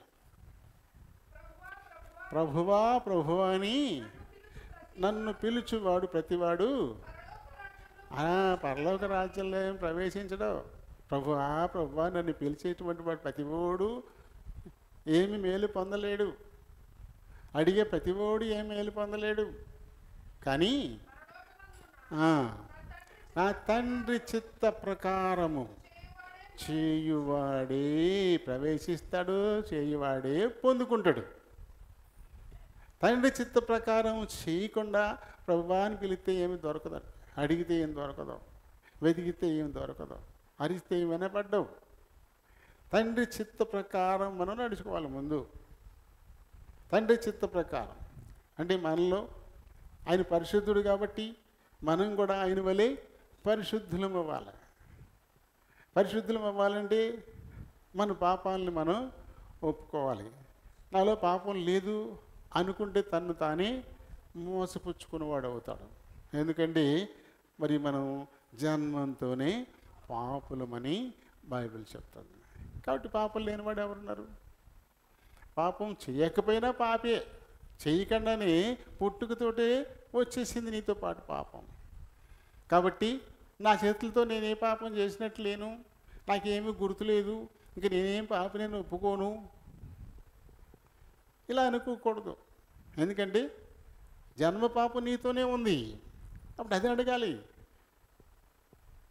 దావీదు చెప్పినట్టుగా, నా తల్లి నన్ను పాపంలోనే గర్భాన ధరించింది, నేను పాపంతో పుట్టినవాడిను అని ఒప్పుకున్నాడు ఆయన ప్రభు దగ్గర. అలా మనం ఒప్పుకోవాలా, నాయనా నా జన్మతోనే నేను పాపని, నా తల్లి పాపంలో నన్ను కన్నది, కాబట్టి జన్మ పాపం నాకు వచ్చేసింది, అయితే నన్ను క్షమించు నాయనా, ఈ విషయంలో నన్ను పరిశుద్ధునిగా చెయ్యి, నన్ను అంగీకరించు అని దాన్ని ఒప్పుకోవాలి. ఆ తర్వాత మానవ మాత్రుని, నాకు అన్నీ సరైనవిగానే ఉంటాయి, మనిషికి ఎప్పుడు కూడా తను చేస్తున్నది సరే, తను మాట్లాడుతున్నది సరే, తను పోతున్న దారి సరే అని చెప్పేసి అనుకుంటాడు ఎప్పుడు కూడా. అది నైజం ప్రారంభం నుంచి కూడా. దానికి ఉదాహరణ మనకి కోర్టుల్లో లక్షలాది కేసులు, కోట్ల కొలది, లక్షలు కూడా కాదు, 20 కోట్ల పెండింగ్లో ఉన్నాయంట కేసులు. 20 కోట్ల కేసులు పెండింగ్లో ఉన్నాయంట. ఆ కేసు పెట్టిన వాళ్ళు చచ్చిపోతారు కానీ ఆ కేసు తీర్మానానికి రాదు. అన్నీ ఉన్నాయి. ఎందుకు వచ్చినాయి ఇన్ని? కేసు ఇద్దరు వెళ్తారు కదా, ఒకడి మీద ఇంకొకటి కేసుకి వెళ్తాడు. ఎందుకల్లా అంటే ఇద్దరిలో ఒకటి పక్షాన న్యాయం ఉంటుంది, ఇంకొకటి పక్షాన అన్యాయం ఉంటుంది. అయినా సరే అన్యాయస్తుడు కూడా నాది న్యాయం అంటున్నాడు. అప్పుడు చెప్పండి, మనుషులందరూ అన్యాయంలోనే ఉన్నారు. తను చేస్తున్నది సరి అనుకుంటున్నాడు, నేను న్యాయవర్తనుని అనుకుంటున్నాడు, నా వాదన సత్యం అనుకుంటున్నాడు కదా. కాబట్టి తెలుసు తెలియక నేను తప్పులు చేసి ఉండొచ్చు, అది నా దృష్టికి తప్పులాగా అనిపించకపోవచ్చు. అలాంటివి చేసి ఉంటే హృదయాల్ని పరిశోధించు దేవా, క్షమించడానికి ఇష్టపడే దేవా, నా పాపాన్ని క్షమించు, ఇంకేమైనా నేను ఒప్పుకోవడానికి సిద్ధంగా ఉన్నాను, నా ముందు పెట్టు, నాకు బయలుపరచు, నేను చెప్తాను, ఒప్పుకుంటాను. ఇదివరకు ఒకసారి చెప్పాను మీకు. ఒక ఆయన యవ్వన కాలంలో అసలు బండి మీద వెళ్తూ చీకటి చాటున ఒక అమ్మాయిని గుద్దేశాడు. గుద్దేసి తాము రోడ్డు మీద పడిపోయింది అమ్మాయి, కానీ ఆక్కండి వెళ్ళిపోయాడు. ఆ తర్వాత ఎవరో గుర్తు తెలియని వాహనం గుద్ది ఒక అమ్మాయి చచ్చిపోయింది అని పేపర్లో పడింది. ఆ కేసును కూడా మూసేశారు. ఆ తర్వాత ఇతను ఎదిగాడు, పెళ్ళయింది, పిల్లలు పుట్టారు, దేవుని సేవకుడయ్యాడు. ఒక 20 ఏళ్ళు గడిచిపోయింది. తన సేవ ఎంత భక్తి శ్రద్ధలతో చేద్దామని అనుకున్నా అస్సలు వర్ధిల్లట్లేదంట. అలాగే ఉండిపోయింది. ఎలా మొదలెట్టాడో అలాగే ఉండిపోయింది. ఇతనికి తీవ్రమైన అసంతృప్తి మనసును తొలిచేస్తుంది. నేను ఇంత యథార్థంగా సేవ చేస్తున్నాను కదా, ఎందుకు ఇక్కడ కార్యాలు జరగట్లేదు, ఎందుకు ఆత్మలు ఆకర్షింపబడట్లేదు, ఎందుకు ఇలా నాకు అయిపోయింది అని చెప్పి ప్రభు పాదాల దగ్గర కూర్చుని కన్నీరు విడుస్తూ ప్రార్థన చేస్తాడంట. చేస్తూ ఉండి ఇప్పుడు 20 ఏళ్ల క్రితం జరిగినటువంటి యాక్సిడెంటు టక్కుమని చూపించాడు దేవుడు. మెరుపులా మెరిసిందంటది. నీ నిర్లక్ష్యం వల్ల ఒక్కరిని నువ్వు చంపేశావు, చంపేసి కూడా నువ్వు తప్పించుకున్నావు. ఎవరు చూడకపోవచ్చుగాక, చూసే దేవుడు ఉన్నాడు కదా, నేనున్నాను కదా, నాకు తెలుసు కదా. ఇలాంటి ఒక అక్రమాన్ని నీ దగ్గర పెట్టుకుని నీ సేవ చేస్తున్నాను వర్ధిల్ల చేయమంటే నేను ఎలా? నీలో పాపం ఉంది, నువ్వు తెలిసి చేసినా తెలియకపోయినా నీలో పాపం ఉంది అని గద్దింపు వచ్చేస్తున్నట్లు మనకి. గద్దింపు వచ్చేస్తుంటే ఇంకప్పుడు భార్యని పిల్లల్ని కుటుంబ ప్రార్థన కూర్చోబెట్టి పాట పాడి వాక్యం చదువుకున్నాక తన నిర్ణయాన్ని చెప్పాడంట. మీకు తెలియదు, నేను ఇంకా పెళ్లి చేసుకోకముందే నేను ఇలా బండితో ఒక అమ్మాయిని గుద్దేశాను, ఆ అమ్మాయి రోడ్డు మీద ఆమెను పడిపోయింది, నేను అక్కడే వెళ్ళిపోయాను. తెల్లారి పేపర్లో చూస్తే ఫలానా చోట గుర్తు తెలియని వాహనం గుద్దేసి ఒక అమ్మాయి చనిపోయిందని పేపర్లో పడింది. అంటే నేనే గుద్ది చంపేశాను ఆ అమ్మాయిని, కానీ నేను అక్కడ తప్పించుకుని వెళ్ళిపోయాను. అది ఎవరికీ తెలియదు, అలా ఉండిపోయింది. ప్రభువు నన్ను గద్దిస్తూ ఉన్నాడు, మీరేం అనుకోవద్దు, నేను పోలీస్ స్టేషన్కి వెళ్ళి లొంగిపోతాను. ఆ పలానా టైంలో ఒక గుర్తు తెలియని వాహనం గుద్దు ఒక అమ్మాయి చనిపోయిందని పేపర్లో వచ్చింది కదండి, ఆ గుద్దింది నేనే, నా వల్లే అమ్మాయి చచ్చిపోయింది అని నేను ఒప్పేసుకుంటాను. ఏం శిక్ష వేస్తారో అది అనుభవించే వస్తాను అని చెప్పేసి భార్యకి పిల్లలకి నచ్చచెప్పి ధైర్యపరిచి స్థానికంగా ఉండే పోలీస్ స్టేషన్కి వెళ్ళి నన్ను అరెస్ట్ చేయండి, నేను ఇలా ఒక ఆమె చచ్చిపోవడానికి కారకుండా అయ్యాను అన్నాడు. ఎప్పుడు అన్నారు వాళ్ళు, ఒక 20 ఏళ్ళు అవుతుంది, పలానా చోట పేపర్లో కూడా వచ్చింది అని చెప్తుంటే 20 ఏళ్ళ క్రితం అయిపోయింది కూడా. వెళ్ళవయ్యా, ఎందుకు 20 ఏళ్ళ క్రితం ఎప్పుడో అయిపోతే ఇప్పుడు వచ్చి చెప్తామేంటి? ఎవడు కంప్లైంట్ చేసింది లేదు, ఎవరి మీద కేసు పెట్టింది లేదు, ఇదేంటి వెళ్ళిపోయి అంటున్నారు వాళ్ళు. వాళ్ళు ఒప్పుకోవట్లేదు. లేదు, నాకు నెమ్మది లేదు, నా ప్రభువు నాకు చూపిస్తున్నాడు, నా హృదయం చాలా బాధపడుతుంది, కాబట్టి నేను ఒప్పేసుకుంటున్నాను, నన్ను అరెస్ట్ చేయండి, నా మీద కేసు పెట్టండి అని చెప్పుకున్నాడు ఈయన. అలా చాలాసేపు బతిమాలగా ఎక్కడ దొరికాడు మన ప్రాణానిక, ఎప్పుడు 20 ఏళ్ళ కేసు అంటే ఇప్పుడు ఎట్టమన్నాడు అని చెప్పేసి రాసి కేసు పెట్టి అది అక్కడ కోర్టు దాకా వెళ్ళింది. ఆ జడ్జి గారు సంతోషించాడు, మెచ్చుకున్నాడు కూడా. ఇప్పుడు 20 ఏళ్ళు జరిగిపోయింది, ఎవరూ చూడలేదు, ఎవరూ కేసు పెట్టలేదు, కానీ మీకు మీరుగా వచ్చి నేను కుదరడం వల్ల అమ్మాయి చనిపోయిందని చెప్తున్నారు. మీ యథార్థత నాకు చాలా నచ్చింది. మీరు కావాలని కూడా ఏం చేయలేదు, ఎవరు కేసు పెట్టలేదు, మీకు మీరుగానే వచ్చారు, కాబట్టి ఒక 2 సంవత్సరాలు జైలు శిక్ష అన్నారంట. ఒక 2 సంవత్సరాలు జైలు శిక్ష వేశారు అంతే. ఆయన వెళ్ళిపోయాడు, 2 ఏళ్ళు జైలు అయిపోయింది. ఇప్పుడు వచ్చేసాడు. ఎంత ప్రశాంతంగా ఉందంటే అతని మనసు ఇప్పుడు ఈ అపరాధ భావం పోయింది. ఆ తర్వాత అద్భుతంగా సేవ వర్ధిల్లడం మొదలైందంట. అంటే మనకే తెలియకుండా కొన్ని ఉంటాయి, వాటి వల్ల మనం మేలు పొందకుండా ఉంటాం. ఏ జబ్బు పైకి కనబడదు, మనసులో వేదన ఉండిపోద్ది, సరిగా ఆహారం తినబుద్దేది, కంటి నిండా నిద్రపోబుద్దేది, ఎవరితోటి సంతోషంగా మాట్లాడబుద్దేది, లోపల ఒక ఉండిపోతుంది ఒక వేదన. అది ఎందుకో మనకు తెలియదు. అయితే దేవుని వాక్యపు వెలుగులో అవన్నీ తేటతెల్లమవుతాయి. కాబట్టి దేవునితో సహవాసం చేయాలి, దేవుడి దగ్గరికి రావాలి. నాయన, నా అశాంతికి కారణం ఏంటి, నాకు నెమ్మది లేకపోవడానికి కారణం ఏంటి, ఆహారం తినబుద్దేయట్లేదు, కంటి నిండా నిద్ర పడట్లేదు, ఏదో ఒక దోషం నాలో ఉండిపోయింది, అది నాకు తెలియట్లేదు, నాకు కనబడట్లేదు.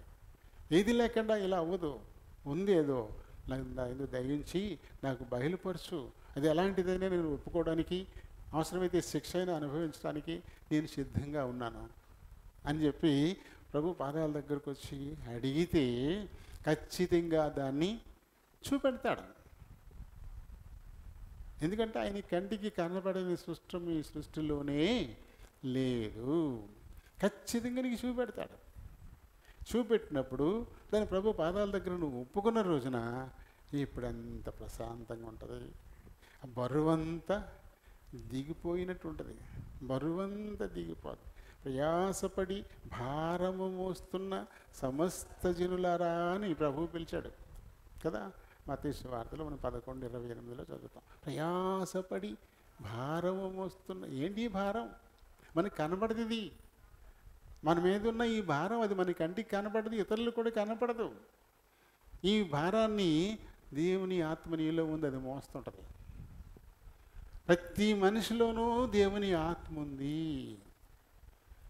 ఈ ఆత్మ మోస్తుంటుంది బరువు. అది నొప్పుకుని విడిచిపెట్టేదాకా అది దానికి చాలా భారంగా ఉంటుంది. ఆ భారం తీస్తాననే పిలిచాడు. ఏముంది నా మీద భారం, నేనేమో అత్తలేదు, అసహాసపడి భారం మోస్తున్నా అని పిలుస్తున్నాడు. అయినా నేనేం భారం, నా నెత్తి మీద ఏమైనా తట్ట ఉందా, లేదా బుట్ట ఉందా, బత్త ఉందా, నేనేం మోయట్లేదు అనుకుంటున్నాను. మనకే తెలియకుండా మనం మోస్తూనే ఉన్నాము మన పాప భారం. అది మనకి తెలియదు, అది చాలా భారంగా ఉండిపోయింది.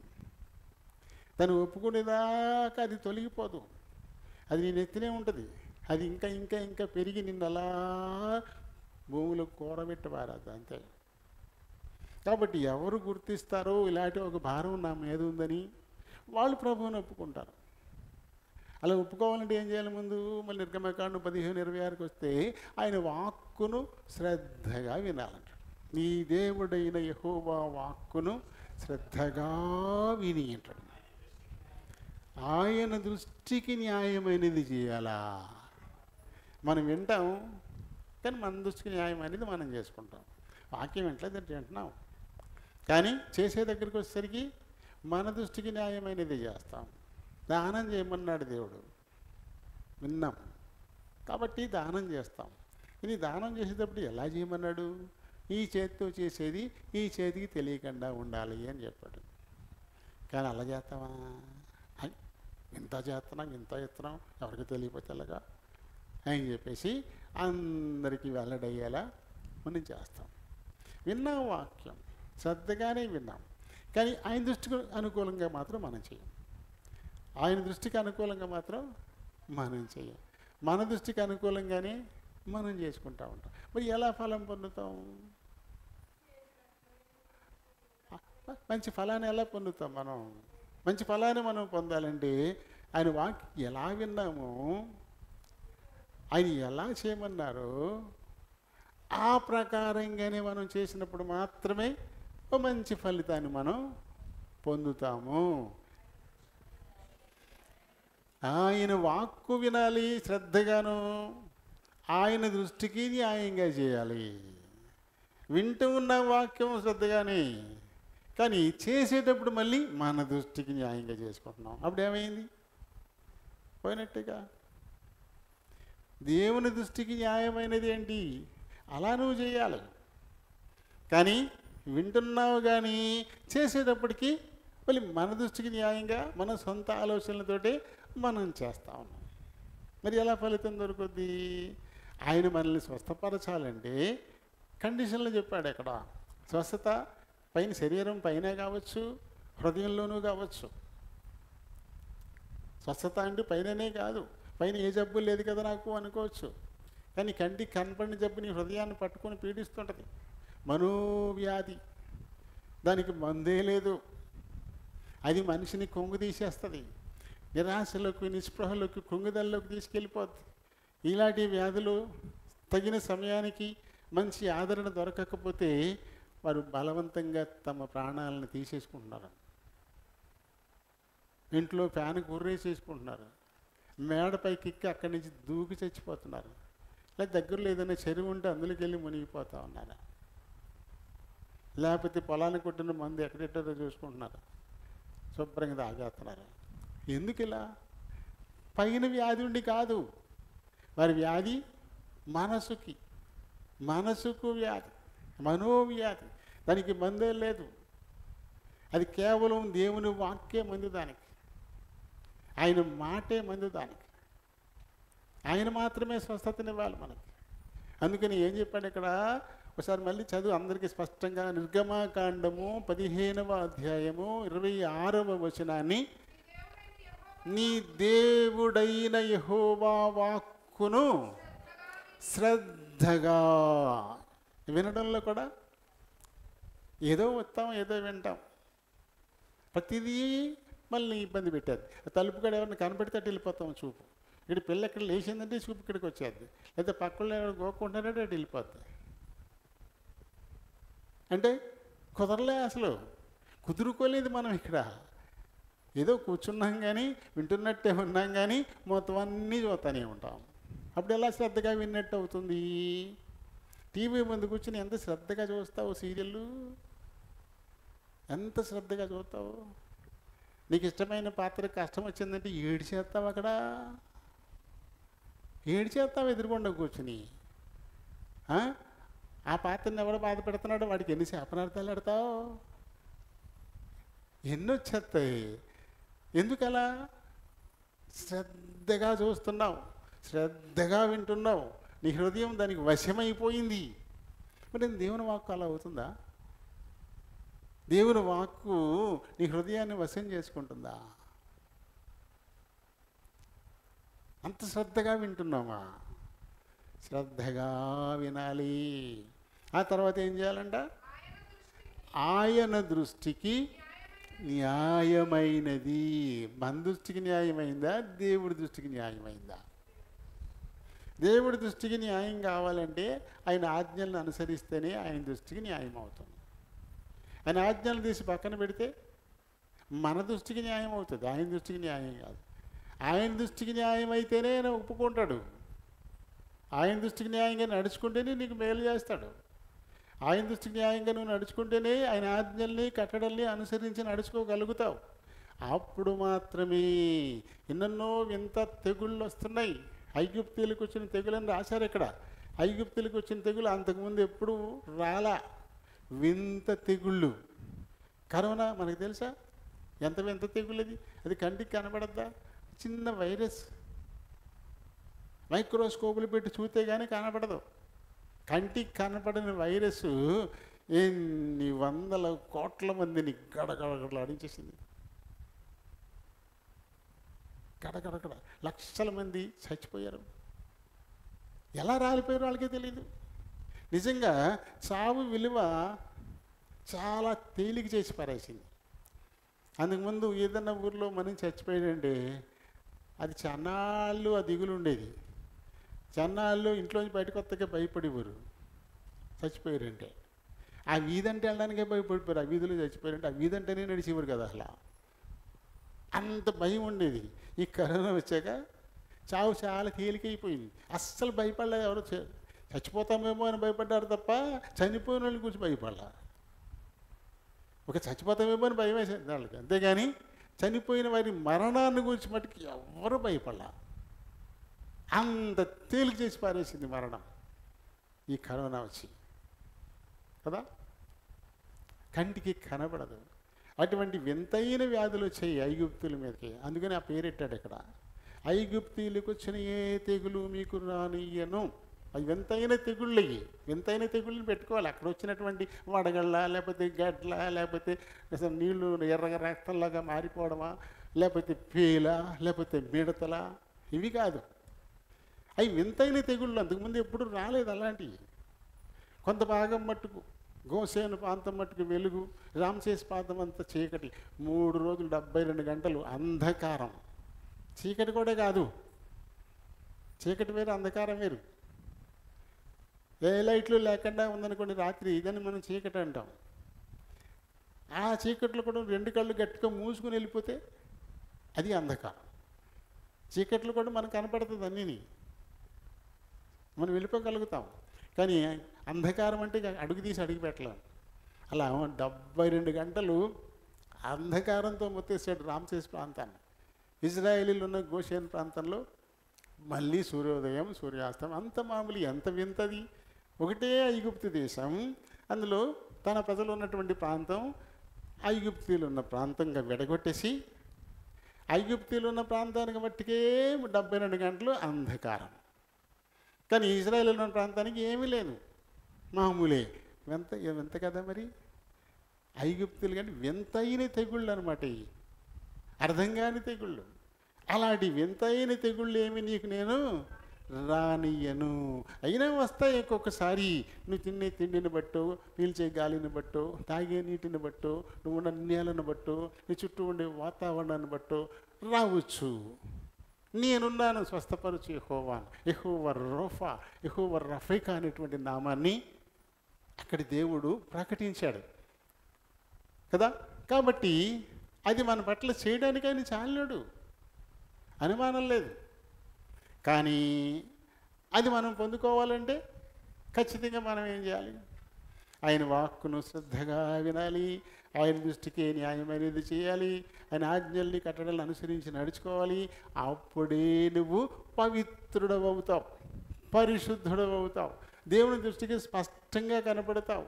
ఆయన నీకు దగ్గరికి రాగలడు, నిన్ను చూడగలడు, నిన్ను పరీక్షించగలడు, నీ అవసరత ఏంటో తెలుసుకోగలడు, దానికి తగినటువంటి ఉపాయాన్ని అప్పుడే నీకు చూపించగలడు. అందుకని ఏం చేయాలి? జాగ్రత్తగా వెతకడానికి నువ్వు ఇష్టపడుతున్నావు, కానీ దానికంటే ముందు పవిత్రులను చేసుకోవాలా. ఆయన వాక్కును శ్రద్ధగా వింటే అదే నీలో ఉండేటువంటి అపవిత్రతను అంతటినీ చూపెడుతుంది. వాక్యం అనేది అద్దం. ఆత్మీయ జీవితాన్ని స్పష్టంగా చూపించగలిగేటువంటి అద్దం వాక్యమే. ఈ శరీరాన్ని చూపించేది ఈ లోక సంబంధమైన అద్దం, కానీ ఆత్మీయ జీవితాన్ని చూపించేది వాక్యం అనే అద్దం. దానిలో నువ్వు చూసుకున్న రోజున నీలో ఉండే అపవిత్రత అంతా స్పష్టంగా కనబడిపోతుంది. దాన్ని తొలగించుకుంటే ఇప్పుడు దేవుని వెతికితే ఖచ్చితంగా ఆయనే వచ్చి నీకు దొరికిపోతాడు. ఆయన పరిశుద్ధులతో సహవాసం చేస్తాడు. ఆయన యందు నువ్వు ఆనందించడం నేర్చుకున్నప్పుడు నీకు సమీపంగా ఉంటాడు. ఆయన నీ పక్కనే ఉంటాడు కదా. కాబట్టి మరి వెళ్దాదు చెప్తున్నటువంటి మాటలు అవితే మంచివే. దేవుణ్ణి మనం వెతకాలా, ఆయనతో మన విన్నపాలు చెప్పుకోవాలా, ఆయన మన కష్టాలు తీర్చాలా, మనం బయటపడాలా అనేటువంటి ఆశ అయితే 100% మనలో ఉంటుంది. కానీ అది తీర్చుకునే మరి అవసరమైనటువంటి ఆ పనులన్నీ మనం చేస్తున్నామే లేదా అని చెక్ చేసుకోవాలి. ఎప్పటికప్పుడు చెక్ చేసుకోవాలి. అడగడానికి ముందు ప్రభువా ప్రభువా అని పిలిస్తే ఎవడు నా తండ్రి రాజ్యానికి రాడు. పరలోకమందున్న నా తండ్రి చిత్త ప్రకారం చేసేవాడే పరిశుద్ధుడు. అలాంటి పరిశుద్ధులే నా రాజ్యంలోకి వస్తారని ప్రభు చెప్పాడు. అలాగే ఆయన మనం కనుక్కోవాలంటే పరిశుద్ధులైనటువంటి దేవుని మరి 15వ కీర్తన మనం చదువుతాం, 24వ కీర్తన చదువుతాం. ఎవరు ఆయన పర్వతం మీదకి వెళ్తారు, ఎవరు ఆయన యొక్క పరిశుద్ధ గుడారం దగ్గరికి వెళ్తారు, చాలా స్పష్టంగా అక్కడ రాయబడ్డ మాటలు మనం చూస్తాం. 15వ కీర్తన ఆరంభం నుంచి 24వ కీర్తన 3వ వచనం నుంచి రెండు ఒకటే విషయం అక్కడ రాయబడింది కదా. నిజంగా మనం ప్రభువుని కనుగొనాలా, నిజంగా మన అవసరతలు ఆయనకి చెప్పాలా, ఖచ్చితంగా ఆయన మన అవసరాలు తీర్చడానికి చాలిన దేవుడు అని మనం అనుకుంటే ఆయన్ని వెదకడానికి, ఆయన్ని పట్టుకోవడానికి, ఆయనకి వినపడేలా మన విన్నపాలు చెప్పుకోవడానికి అవసరమైన రీతిని ముందు మనల్ని మనం సిద్ధం చేసుకోవడం అనేది అవసరం. ఇంత గొప్ప దేవుడు మనకు కనబడతాడా? నేను సిద్ధంగా ఉన్నాను నీకు ఇవ్వడానికి, నీ ప్రతి అవసరత తీర్చడానికి నేను సిద్ధంగా ఉన్నాను. అది ఎలాంటి అవసరతనైనా, ఈ ఆత్మను రక్షించడానికి నేను సిద్ధంగా ఉన్నాను అని చెప్తూనే అందుకు ఉపాయం కూడా చెప్పేస్తున్నాడు. ఆయన ఉపాయం చెప్పేస్తాడు. ఆ ప్రకారంగా మనం నడుచుకుంటే చాలు కదా. ఆత్మీయ ఆశీర్వాదాలు పొందుతాం, ఈ లోక సంబంధంగాను కూడా మనం ఆశీర్వదింపబడతాం. రెండు చేయడానికి ఆయన చాలినటువంటి దేవుడు. ఇలా ఉన్నప్పుడు ఏమంటాడైనా 7వ వచనాన్ని మనం చదివితే, అప్పుడు నీ స్థితి మొదట కొద్దిగా నుండి నన్ను తుదకు నీవు మహాభివృద్ధి పొందుతావు. ఎంత మంచి మాట చెప్పాడు అక్కడికి. మొదట నీ స్థితి కొద్దిగా ఉండొచ్చు. ఆ కొద్దిగా ఉన్నప్పుడు దేవుని నువ్వు పట్టుకుంటే, అందుకు తగిన విధంగా నిన్ను నువ్వు ఎదుకుని ఆయన పట్టుకుని నీ అవసరాలు ఆయనకి తెలియపరిస్తే నేను ఎంతగానైనా హెచ్చించడానికి ఆయన చాలినటువంటి దేవుడు. అప్పటి వరకు నువ్వు కొద్దిగానే ఉండొచ్చు కాక, ఆ తర్వాత నీ స్థితి అది చాలా గొప్పగా ఎక్కువైపోతుంది, బాగా ఎక్కువ అవుతుంది అంటాడు ఆయన. అవునా, నిజమేనా అంటే ఈవేళ రేపు మనకు తెలియదు. అందుకని 8వ వచనంలో ఏమన్నాడు, మనము నిన్నటి వారమే. కాబట్టి ఈరోజు గురించి రేపు గురించి నువ్వు ఆలోచించడానికి నీకెక్కడుంది రైటు? అలా చేస్తాడంటావా? చేస్తాడా అంటే భవిష్యత్తు, ఈ వర్తమానంలో కావచ్చు, భవిష్యత్తులో కావచ్చు. ఈరోజు వర్తమానం, రేపు భవిష్యత్తు కావచ్చు, అది మనకు తెలియదు. కాబట్టి మనం ఈరోజు వారమే అని గుర్తుపెట్టుకోవాలి. మనం నిన్నటి వారమే. నిన్నే మనకి తెలుసు అంతా. నిన్నేం జరిగిందో అదే మనకి తెలుసు. ఇవాళ ఏం జరగబోతుందో మనకు తెలియదు, రేపు ఏం జరగబోతుందో తెలియదు. ఈవేళ రేపు కూడా ఎరిగినటువంటి దేవుడు ఆయన. కాబట్టి ఆయన తప్పకుండా చేస్తాడు అనేటువంటి నమ్మకంతో మనం ఉన్న రోజున తప్పక ఏదైతే మనకు వాగ్దానం చేశాడో అది ఇవ్వడానికి ఆయన చాలినటువంటి దేవుడు. కాబట్టి ఆయనతో చెప్పుకోవడానికి వీలుగా ముందు మనల్ని మనం సరి చేసుకుందాం. దేవుడి మాటల్ని దీవించునుగాక. Praise the lord. ప్రేమ కలిగిన మా ప్రియ పరలోకపు తండ్రి, కనికర సంపన్నుడా వందనాలు స్తోత్రాలు. మీ ఉచితమైన కృప చొప్పున ఇంతవరకు మా మధ్య నుండి యోబు 8వ అధ్యాయము 5వ వచనం, 6వ వచనం, 7వ వచనాల ద్వారా మాకు నేర్పించిన ఆత్మీయ సత్యాలను బట్టి హృదయపూర్వకంగా మిమ్మలను స్తుతిస్తూ ఘనపరుస్తున్నాను. ఆయన బిల్దదు సాతాను వశమై మాట్లాడుతున్నాడు. యోబును కష్టపెట్టాలని, నిందించాలని, యోబు అపరాధిగా యోబును తీర్చాలనే ప్రయత్నంతో ఉన్నాడే తప్ప, అయితే అతను చెబుతున్న మాటలైతే మంచివి కాబట్టి ఆ ప్రకారంగా మేము నడుచుకోవాల్సిన వారంగా ఉన్నాం. నాయన, మేము జాగ్రత్తగా వెతికితే మీరు మాకు దొరుకుతారు. అయితే ఆ జాగ్రత్త ఏమిటంటే, మిమ్మల్ని కనుగొనడానికి, మీ ముందు నిలబడడానికి అవసరమైన రీతిని మమ్మల్ని మేము మార్చుకోవాల్సి ఉంటుంది. యథార్థవర్తనలం కావాలా, పాపం పరిహారం పొందిన వారం కావాలా, పరిశుద్ధుల లెక్కలోకి రావాలా. అప్పుడు పరిశుద్ధులైనటువంటి మీ ముందు, మీ పర్వతం మీద, మీ గుడారంలో మేము చేరగలుగుతాం. మా అవసరత మీకు చెప్పగలుగుతాం. అప్పుడు తప్పకుండా మా స్థితి కొద్దిగా ఉన్నప్పటికీ కూడా తొదకు అత్యధికంగా అభివృద్ధిని ఉద్ధరించడానికి మీరు చాలిన దేవుడు. శరీరానికి వచ్చే బలహీనతలను స్వస్థపరచడానికి చాలిన దేవుడు. ఒకేలా ఆత్మకు వచ్చినటువంటి ఆ బలహీనత నుంచి కూడా విడుదలనివ్వడానికి చాలినటువంటి దేవుడు మీరు. మీరు ఇప్పటికీ కూడా నమ్మదగినవాడు. మీ మాట ఎప్పటికీ అది వ్యర్థం కాదు, అది నెరవేరే తీరుద్ది. కాబట్టి నాయన, మీరు మాకు దొరకడానికి ఇష్టపడుతున్నారు. అయితే మిమ్మల్ని వెతకడానికి తగిన విధంగా మమ్మల్ని మేము సరి చేసుకోవడానికి సహాయం చేయండి. ఇప్పుడు ఆరాధించిపోతున్నారు, మీరు ఆత్మై ఉన్నారు కనుక ఆత్మతోనూ సత్యముతోనూ ఆరాధించడానికి సహాయపడమని ప్రభువైన యేసు నామమున అడిగి వేడుకుంటున్నాను మా పరమ తండ్రి. ఆమేన్. రోమీయులకు రాసిన పత్రిక 12వ అధ్యాయం 11వ వచనాన్ని చదువుదాం. ఆసక్తి విషయములో మాంజులు కాక ఆత్మయందు తీవ్రత గలవారై ప్రభువును సేవించుడి. దేవుడు పరిశుద్ధ వాక్యం దీవించును గాక. ఆమేన్. కృపా సత్య సంపూర్ణుడా వందనాలు స్తోత్రాలు. మరొక మారు మీ కృపాసనం ఎదుకు వస్తున్నాం. మా వెనుకడిలోనికి తేబడిన లేఖనాన్ని దీవించండి. ఈ లేఖనాన్ని బట్టి దీని నుండి బలహీన ప్రభా ఇది మాట్లాడడానికి నిలబడబోతున్నాను. ఈ కొద్ది నిమిషాలు నన్ను బలపరచమని కోరుతున్నాను. మీరే మాట్లాడుకుని మహిమ తెచ్చుకోండి. చేర్చబడిన మా ప్రియులు కొద్ది సమయం తమ హృదయాలు చివరిని పరలోకపు గవిని వైపు కేంద్రీకరించేలాగా సహాయం చేయమని ప్రభువైన యేసు నామమున అడిగి వేడుకుంటున్నాను మా పరమ తండ్రి. ఆమేన్.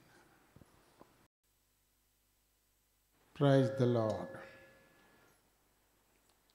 ప్రభునామములందరికీ వందనాలు. మరి మరొక మారు దేవుని యొక్క కృపాసనం ఎదుకు వస్తున్నాము. మరి ఇప్పుడైతే ప్రభు దేహానికి సాదృశ్యమైనటువంటి రొట్టెల్లోనూ ఆయన రక్తానికి సాదృశ్యమైనటువంటి రసంలోనూ మనం పాలు పొందడానికై మరి సిద్ధపడుతూ ఉన్నాం. మరి ఈ సమయంలో దేవుడు మన ముందుకు తీసుకొచ్చినటువంటి లేఖన భాగం ఈ 12వ అధ్యాయం అంతా కూడా మనం ఏ రీతిగా దేవునికి సమర్పించుకోవాలో, ఈ సమర్పించేటువంటి ఈ క్రమంలో లోక మర్యాదకు తావీయకుండా ఎలా ఉండాలో ఈ అధ్యాయం అంతట్లోనూ పౌలు గారు చర్చించినట్లుగా మనం చూస్తాం. అందులో భాగంగా మనం చదివినటువంటి ఈ 11వ వచనం, ఆసక్తి విషయంలో మాంద్యులు కాక ఆత్మయందు తీవ్రత గలవారై ప్రభువును సేవించుడి. ఆసక్తి, మందమత్తనం, తీవ్రత, ఇందులో ఉన్న ముఖ్యమైనటువంటి పదాలు. మనందరికీ ఆసక్తి ఉంటుంది. ఆసక్తి ప్రభు దాకా తీసుకొస్తుంది. ఆసక్తితోటి మనం మారు మనసు పొందేదాకా తీసుకెళ్తుంది. ఆసక్తి బాప్తీసం వరకు, ఆసక్తి ప్రభు బలలో పాలు పంపులు పొందే వరకు తీసుకొస్తుంది. ఈ లోక సంబంధమైన ప్రతి విషయంలో కూడా ఆసక్తి కొంత సమయం వరకే ఉంటూ ఉంటుంది. ఎవరైనా ఒక కొత్త సైకిల్ కొనుక్కొచ్చారనుకోండి, దాన్ని అలా గణపతి వేలు చాలా శుభ్రంగా తుడిచేస్తారు. అలా నెలలు గడిచిపోయింది అనుకోండి, వారానికి ఒకసారి కూడా తుడవరు. ఒక సంవత్సరం గడిచింది అనుకోండి, అవి వెళ్ళేటప్పుడు ఇలా అనుకుని వెళ్ళిపోతారు. ఇలా మన ఆసక్తి తగ్గిపోతూ వస్తుంది. దాన్ని మందమత్తనం, దానికి ఇంకొక పదం మాంద్యులు అన్నారు. మాంద్యం అంటే మందమత్తనం అని అర్థం. అక్కడ దీన్ని కొంతమంది మందులు అనుకుంటున్నారు. మాంద్యులు అంటే మందులు వేసుకోవడం గురించి అనుకుంటున్నారు. మాంద్యులు అంటే మందమత్తనం అన్నమాట. ఆత్మ విషయమైనటువంటి విషయాల్లో మందమత్తనం వద్దు. ఈ లోక సంబంధమైన విషయాల్లో ఎలా అయితే మనం మందమతులు అయిపోతుంటామో అలా కాకుండా నిరంతరమైనటువంటి ఆసక్తి ఉండాలి ఆత్మ విషయమై. ఆత్మయందు తీవ్రత ఉండాలంటే ఎప్పుడు కూడా, అంటే ప్రతిరోజు మన ఇంట్లో ఏదైనా మరి కోసుకోవడానికి కొండి కత్తి ఉందనుకోండి, ఆ కోసేటప్పుడు నూరుతాం, తర్వాత దాని జోలికి వెళ్ళాం, ఇలా ఆనెట్టేస్తాం. దాని అవసరం లేకపోతే 40 తర్వాత చేతి తుప్పట్టేది, అంతే కదా. కానీ రోజు దాన్ని పదును పెడుతున్నాం అనుకోండి, తుప్పు చేరుతుందా? తుప్పు చేరదు. వాడినా వాడకపోయినా రోజు ఒకసారి బయటికి తీసి దాన్ని కొంచెం అలా అన్నా అనుకోండి, అది ఎప్పటికీ అలానే ఉంటుంది, ఎప్పటికీ పనిచేసేలా ఉంటుంది. ఈ తుప్పట్టేసింది నూరితే కానీ పనిచేయదుగా, మళ్ళీ టైం వేస్ట్ పోవాలంతా. అలాగే ఆత్మ కూడా ప్రతి క్షణము కూడా దేవుని విషయంలో మంచి ఆలోచన, దిద్దుబాటు, సర్దుబాటు ఇవన్నీ ఉంటే ఆత్మీయంగా మనం బలంగా ఉంటాం. అంతేగాని ఎప్పుడైనా అనుకుంటే ఏమైపోతుంది, మందమత్తనం వచ్చేస్తుంది. మరి ఆ కత్తికి తుప్పు పట్టేసినట్టే ఈ ఆత్మీయ జీవితం కూడా మసకబారిపోతుంది. మసకబారిపోయినా సరే మనం అలవాటుగా ప్రతి ఆదివారం బలలో పాలు పొందుతాం కదా అని అలా మసకబారిపోయినా బలలో చేపెట్టేసాం అనుకోండి, ఇది ఇప్పుడు కొత్త రోగాలు తెచ్చిపెడుతుంది. తగినంత సిద్ధపాటు లేకుండా, ఆత్మీయ సిద్ధపాటు లేకుండా, ఏముంది రొట్టె కదా, ఏముంది ద్రాక్షారసమే కదా అని ఈ లోకరీతిని మనం అనుకోకూడదు. అది ఉట్టి రొట్టె కాదు, మన కొరకై విరవబడిన ప్రభు దేహానికి సాదృశ్యమైంది. అది మన చేతులకు వచ్చేసరికి నా కొరకు విరవబడిన నా ప్రభు దేహము అనే స్పృహ ఉండాలి. అది ఆత్మీయ తీవ్రత. అది లేదనుకోండి, ఏముంది గోధుమ రొట్టె కదా, ఇది గోధుమ పిండితో చేసిన రొట్టె కదా, మన ఇంట్లో చేసుకుని తింటాం కదా అలా అనిపిస్తుంది. అలాగే బోర్డు జ్యూసులు తాగుతూ ఉంటాం, గ్రేప్ జ్యూస్ కూడా తాగుతాం, ఇది కూడా అలాంటిదే కదా అనేటువంటి ఆలోచన. కానీ ఇదేంటి, మన కొరకు చిందింపబడిన యేసుక్రీస్తు ప్రభు యొక్క రక్తం, అంటే అది ప్రాణమే, అది మన కోసమే అదంతా చేశాడు అనేటువంటి స్పృహ ఉండాలి. అది లేకపోతే ఆధ్యాత్మిక మాంద్యము, ఆత్మ విషయమై మందమతులంగా మనం ఉన్నాము అని. బట్ క్రమంగా మనం పాలు పొందేస్తున్నాం కదా అని చెప్పేసి పాలు పొందేస్తుంటాం. కానీ అది ఇప్పుడు రండి, కొరింథీయులు రాసిన మొదటి పత్రికలో 11వ అధ్యాయము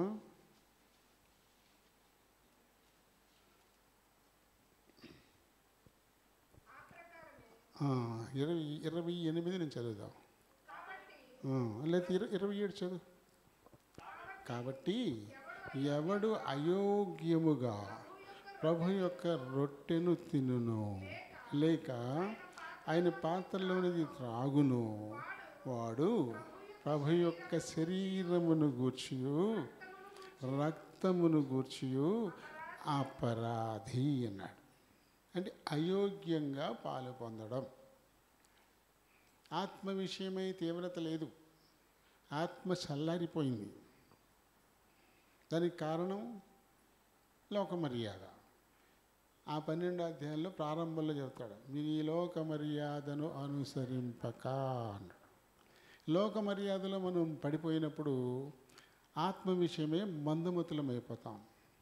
శరీరం ప్రకారంగా పర్ఫెక్ట్గా చేసుకుంటూ వెళ్ళిపోతాం, ఎక్కడ లోపం కనపడదు.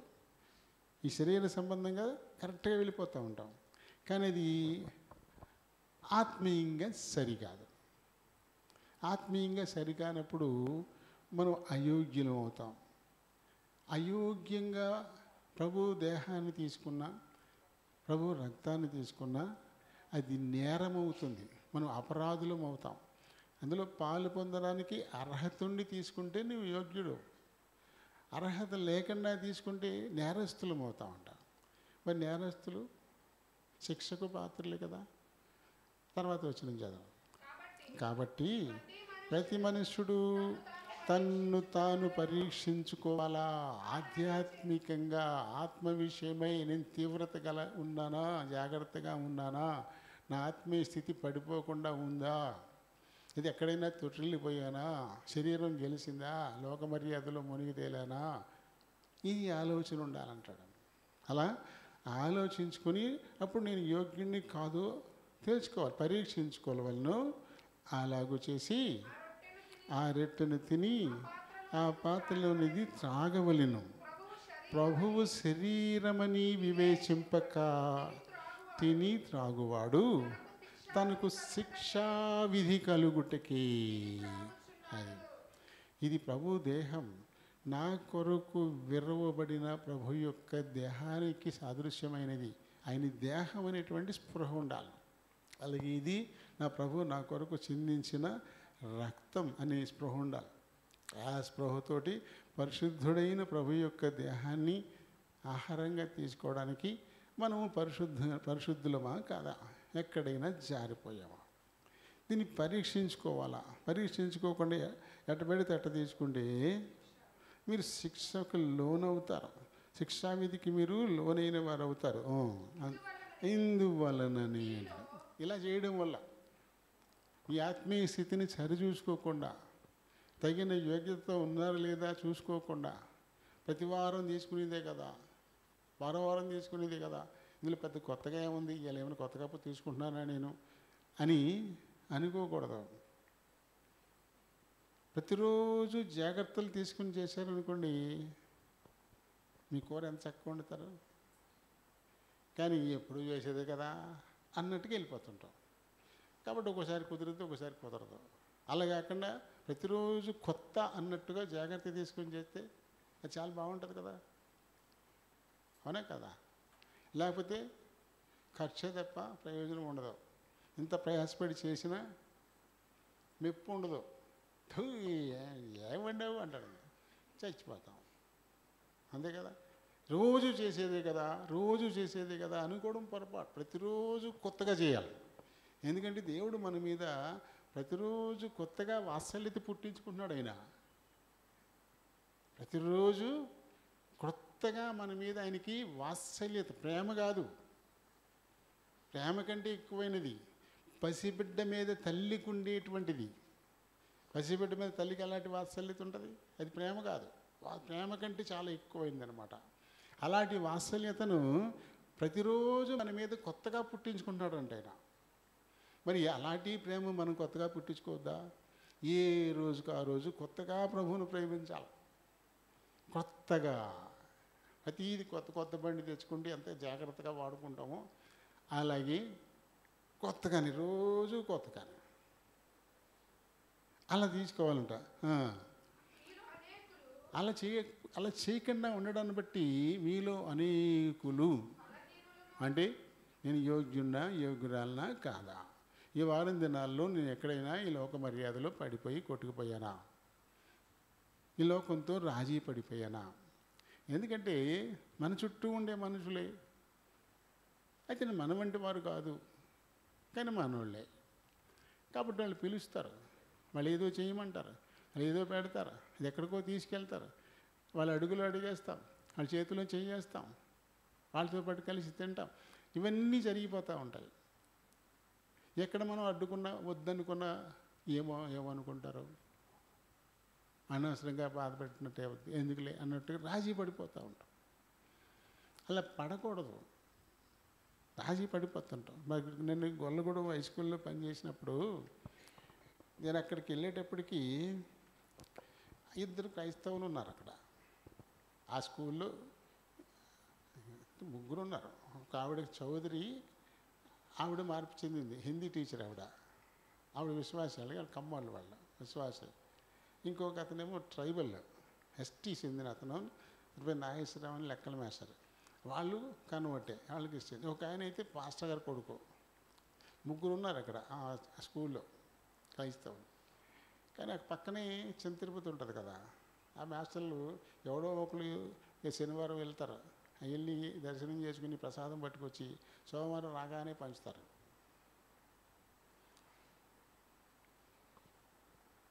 ఆవిడ హిందీ ఆవిడ మరి తిన్నదో లేదో నాకు తెలియదు, కానీ ఈ మగవాళ్ళు ఇద్దరు మట్టుకు అందరితో పాటు తీసుకుని తినేసేవారు. అలారం ప్రసాదం అని పట్టుకొచ్చి పెడితే శుభ్రంగా కూడా తినేసేవారు. వాళ్ళు ఎవరు ప్రభు నెరిగిన వారు. ఒక ఆయన పాస్టర్ గారు అబ్బాయి, వాళ్ళు ఖచ్చితంగా ఆదివారం బల్ల ఎత్తారు, ఈయన కూడా బల్ల తీసుకుంటాడు. ఇక్కడ ఇది కూడా తినేస్తున్నాడు. ఎందుకంటే వాళ్ళలో కలిసిపోయాడు. వాళ్ళు తెచ్చారు ప్రేమగా, వద్దంటే ఏం బాగుంటుంది, మనకు నచ్చుకుంటుంది అనే ఉద్దేశంతో రాజీ పడిపోయి కానీ మామూలు తీసేసుకోవడం మొదలుపెట్టారు. అలాగే నేను కొత్తగా జాయిన్ అయ్యాను, వాళ్ళతో పాటు నాకు కూడా పట్టుకొచ్చి పెట్టపోయారు. వద్దండి సారీ అన్నా, నవ్వుతానే వద్దండి సారీ నేను తీసుకొని అలాంటి వెళ్ళిపోయారు. అప్పటి నుంచి వీళ్ళిద్దరు కూడా మానేయడం మొదలెట్టారు. నేను వెళ్ళిన తర్వాత, నేను వద్దని అడ్డు పెట్టుకున్న తర్వాత వాళ్ళు కూడా తింటాం మానేశారు. అంటే అప్పుడు దాకా లోకంతో కలిసిపోయారు. నేను అక్కడ వెళ్ళేసరికి వెళ్ళా, నేను వద్దనేసరికి వెళ్ళా, ఇప్పుడు వాళ్ళకి ఇబ్బంది కదా, ఆయన వద్దంటున్నా మన ఇందేనైతే చిన్నపోయే పరిస్థితి అవుతుంది. కాబట్టి ఇక అప్పటి నుంచి వాళ్ళు కూడా మానేశారు. అలా అని మిగతా వాళ్ళు మళ్ళీ ఎందుకు ద్వేషిస్తారు? ఎవరిది వాళ్ళదే కదా, వాళ్ళది మంది. ఆ హెడ్ మాస్టరు ఆయన ఏదో పొంగల్ ఇలాంటివన్నీ చేసుకొస్తున్నాడు, తీసుకొచ్చి అందరూ పంచిపెట్టేవాడు. అందరికీ మామూలుది అయితే నైవేద్యం పెట్టిదైతే నా దాకా తెచ్చేవాడు కాదు, మామూలుగా కూడా చేసుకొచ్చేవాడు. అప్పుడు రాజుగారు ఇది నైవేద్యం ఏం కాదండి బాబు, మామూలుగా చేశాను అని చెప్పి పెట్టేవాడు. ఎందుకు అలా అయింది? మనం రాజీ పడిపోతూ ఉంటే, వాళ్ళు కలిసిపోతూ ఉంటే డిఫరెన్స్ ఎక్కడ? వాళ్ళు ఏదో ఎందుకు చేసేస్తారు, ఎవరి నమ్మకం వాళ్ళది. వాళ్ళు ఇష్టం, ఒకరికి కొంతమంది కొనుక్కుంటారు, ఆ తర్వాత ఆఖరికి వస్తే వాళ్ళ ఇష్టం వాళ్ళది, మన ఇష్టం మందని లైన్లోకి వచ్చేస్తారు. ఆ పరిస్థితిని మనం కల్పించాం, ముందే రాజీ పడిపోతుంటాం. ఏమనుకుంటారు ఏంటో, ఎందుకులే వాళ్ళతోటి గొడవ అని ముందే రాజీ పడిపోతాం. మళ్ళీ ఇక్కడికి వచ్చేసి ఇందులో మళ్ళీ చేపెట్టేస్తాం. నీకు అది తేలిగ్గా ఉండొచ్చు కాక, కానీ ప్రభు దాన్ని ఖచ్చితంగా పనిగట్టుకొని చూస్తాడు. అయోగ్యంగా పాలు పొందడం అవుతుంది, శిక్షా విధికి లోనైపోతాం మనం. తీసుకోకుండా మానైతే గొడవ లేదు, అది వేరే సంగతి. ప్రభు దగ్గర ఒప్పుకున్న తర్వాత అప్పుడు చేయొచ్చు. అన్న భగత్ సింగ్ గారు మన రాష్ట్రంలోనే ఆ గుంటూరు అవతల ఎక్కడో చోట ఒకసారి ఆయన మీటింగ్ పెట్టారంట. ఆదివారం ఆరాధన కూడా ఉండాల్సి వచ్చిందంట. ఆదివారం ఆరాధనకి అక్కడ ఎక్కువ ఆర్టీసీ వాళ్ళు ఉండేవారంట. అక్కడ ఆర్టీసీ కార్మికులు ఉండేవారంట అక్కడ ఎక్కువగాను. ఈ ఆర్టీసీ వాళ్ళు ఏం చేస్తారు, ఆ ఇరిగిపోయిన సీట్లు ఉంటాయి కదా, అప్పుడు పడేస్తారు కదా, అవి తెచ్చేసుకుంటుంటారు. ఆ గుడ్లో ఆ స్పాంజులు అవి పట్టుకొచ్చేస్తుంటారు. అంటే అక్కడ పనికి రాకపోయినా అది డబ్బిచ్చి కొని తెచ్చుకుంటే వేరు, వాళ్ళు పడేసి ఊరినే ఉన్నాయి కదా అని తెచ్చుకుంటే అది దోపిడీ కదా, దొంగతనమే కదా. ఆ రోజున భగత్ సింగ్ గారు బల్లలో పాలు పొందేవానికి ఇలాంటి మెసేజ్ ఇచ్చారంట. అది చిన్నదే అయినా, అది పనికిరానిదే అయినా, నువ్వు వెల ఇచ్చి తెచ్చుకుంటే నీకు హక్కు ఉంటుంది, న్యాయం. అది పనికిరాదు కదా అని నువ్వు తెచ్చేసుకుంటే అది దొంగతనం కిందే వస్తుంది. నువ్వు ఇలాంటివన్నీ చేస్తూ ఉండి కూడా ఎలా ప్రభు బలలో చేపెడతావని ఆ రోజున గట్టిగా ఆయన వాక్యం చెప్పేసరికి ప్రతి ఆదివారం బలలో పొందేవాళ్ళు చాలామంది బలలో పాలు పొందలేదంట, మానేశారు. తప్పే ఉంది, తప్పు ఉంది, దాన్ని దిద్దుకున్నాక అప్పుడు నువ్వు పాలు పొందు. ఈసారి పొందకపోతే నేను ఏదో పాపం చేసేస్తాను అనుకుంటారేమో, ప్రతి వారం తీసుకునేది కదా, ఈ వారం ఎందుకు తీసుకోలేదు, ఏం తప్పు చేసేసిందట అని అనుకుంటారేమో అని చెప్పేసి మనం మొహమాటానికి పోయి మనకు మనమే ఊహించేసుకొని అయోగ్యంగా పాలు పొందితే శిక్షావిధి మన మీకు వస్తుందంట. ఆ తర్వాత ఓ పాడుపడిపోయిన నుయ్యి ఒకటి ఉందంట అక్కడ ఆ కాలనీలో మధ్యలో. అది నిండిపోయిందంట. మరి ఇళ్లలో ఉన్న సీట్లు, ఆ గుడ్డలు, ఆ స్పాంజులు మొత్తం అన్నీ పట్టుకొచ్చేసి ఆ పాడుపడిపోయిన దాంట్లో పడగేశారంట. పడేసి ఆ మరుసటి వారం అందరూ పాలు పొందారంట. తప్పు వాక్యం ద్వారా హెచ్చరిక వచ్చింది. దాంతో ఏం చేశారు? గ్రహించి దాన్ని సరి చేసుకునే ప్రయత్నం చేశారు. పూర్తిగా పడచేశారు. ప్రభువుని క్షమాపణ అడిగారు. ఆయన పనికిరానివే కదా అని నేను తెచ్చుకున్నాను. పనికిరానిదైనా సరే అది నేను విలువ పెట్టి కొనుక్కోలేదు కాబట్టి అది దొంగతనమే. అది ఆర్టీసీ అనేటువంటి ఒక సంస్థకు చెందింది. అది దాని నుంచి నేను తెచ్చేసుకున్నాను అని చెప్పేసి ప్రభువుని క్షమాపణ అడిగి నూతిలో పడేసి క్షమాపణ అడిగి ఆ తర్వాత వారు అందరూ పొందారంట. అలా ఏం చేయాలి? మనం దిద్దుకోవాలి. ఒకవేళ అయోగ్యులమైతే అతిక్రమాన్ని దాచిపెట్టేవాడు వర్ధలడు, ఒప్పుకొని విడిచిపెట్టేవాడు కనికరం పొందుతాడని ప్రభువే చెప్పాడు. సామెతలు 28:13 మనం చదువుతాం. కాబట్టి ఈ అతిక్రమాన్ని ప్రభు దగ్గర నిజాయితీగా ఒప్పేసుకుని ఇంక ఇటువంటిది నేను ఎప్పటికీ చేయను అని చెప్పేసి దాన్ని వదిలేసి ప్రభు చేత కనికరింపబడి అప్పుడు పాలు పొందాలా. లేకపోతే ఏమవుతుంది? చదువు. అనేకులు ఇందువలననే మీలో, అంటే అయోగ్యంగా పాలు పొందడం వలననే మీలో అనేకులు రోగులవుతున్నారు, బలహీనులవుతున్నారు, చాలామంది చనిపోతూ ఉన్నారంటాడు. నిద్రిస్తూ ఉన్నారు, చనిపోతూ ఉన్నారు. అంటే ఆత్మీయంగా కూడా పోతున్నారు. అది సంగతి ఇక్కడ. అందుకని ఏం చేయాలంట? మనల్ని మనమే పరీక్షించుకోవాలి. ప్రభు పరిశుద్ధుడు. పరిశుద్ధమైన ఆయన దేహంలో, పరిశుద్ధమైన ఆయన రక్తంలో నేను పాలు పొందాలంటే అపవిత్రమైనది ఇది నాలో ఉండకూడదు అని జాగ్రత్తగా పరిశీలన చేసుకొని ఎక్కడైనా కొద్దిపాటి అతిక్రమం జరిగితే ఆ విషయమై ప్రభు దగ్గర ఒప్పేసుకొని దాన్ని విడిచిపెట్టేసి అప్పుడు కనికరింపబడి దీనిలో మనం పాలు పొందాలా. కాబట్టి ప్రతి ఆదివారము తీసుకునేదే కదా, నేను ఎప్పటి నుంచో తీసుకుంటున్నాను, కొత్త ఏముంది నాకు అని తలంపు ఉండకూడదు. ప్రతిరోజు కొత్తే. ప్రభు మన మీద ప్రతిరోజు కొత్తగా వాత్సల్యత పుట్టించుకుంటున్నాడు. అలాగే మనము కూడా ప్రతిరోజు కొత్తగానే, ప్రతి ఆదివారము కొత్తగానే మనల్ని మనం పరిశీలించుకుని తగిన యోగ్యతతో అందులో పాలు పొందాలా. అప్పుడు ఆత్మీయ ఆశీర్వాదాలు దొరుకుతాయి, లోక సంబంధంగానే కూడా మనం ఆశీర్వదింపబడతాం. దేవుడి మాటల్ని దీవించిన రాక.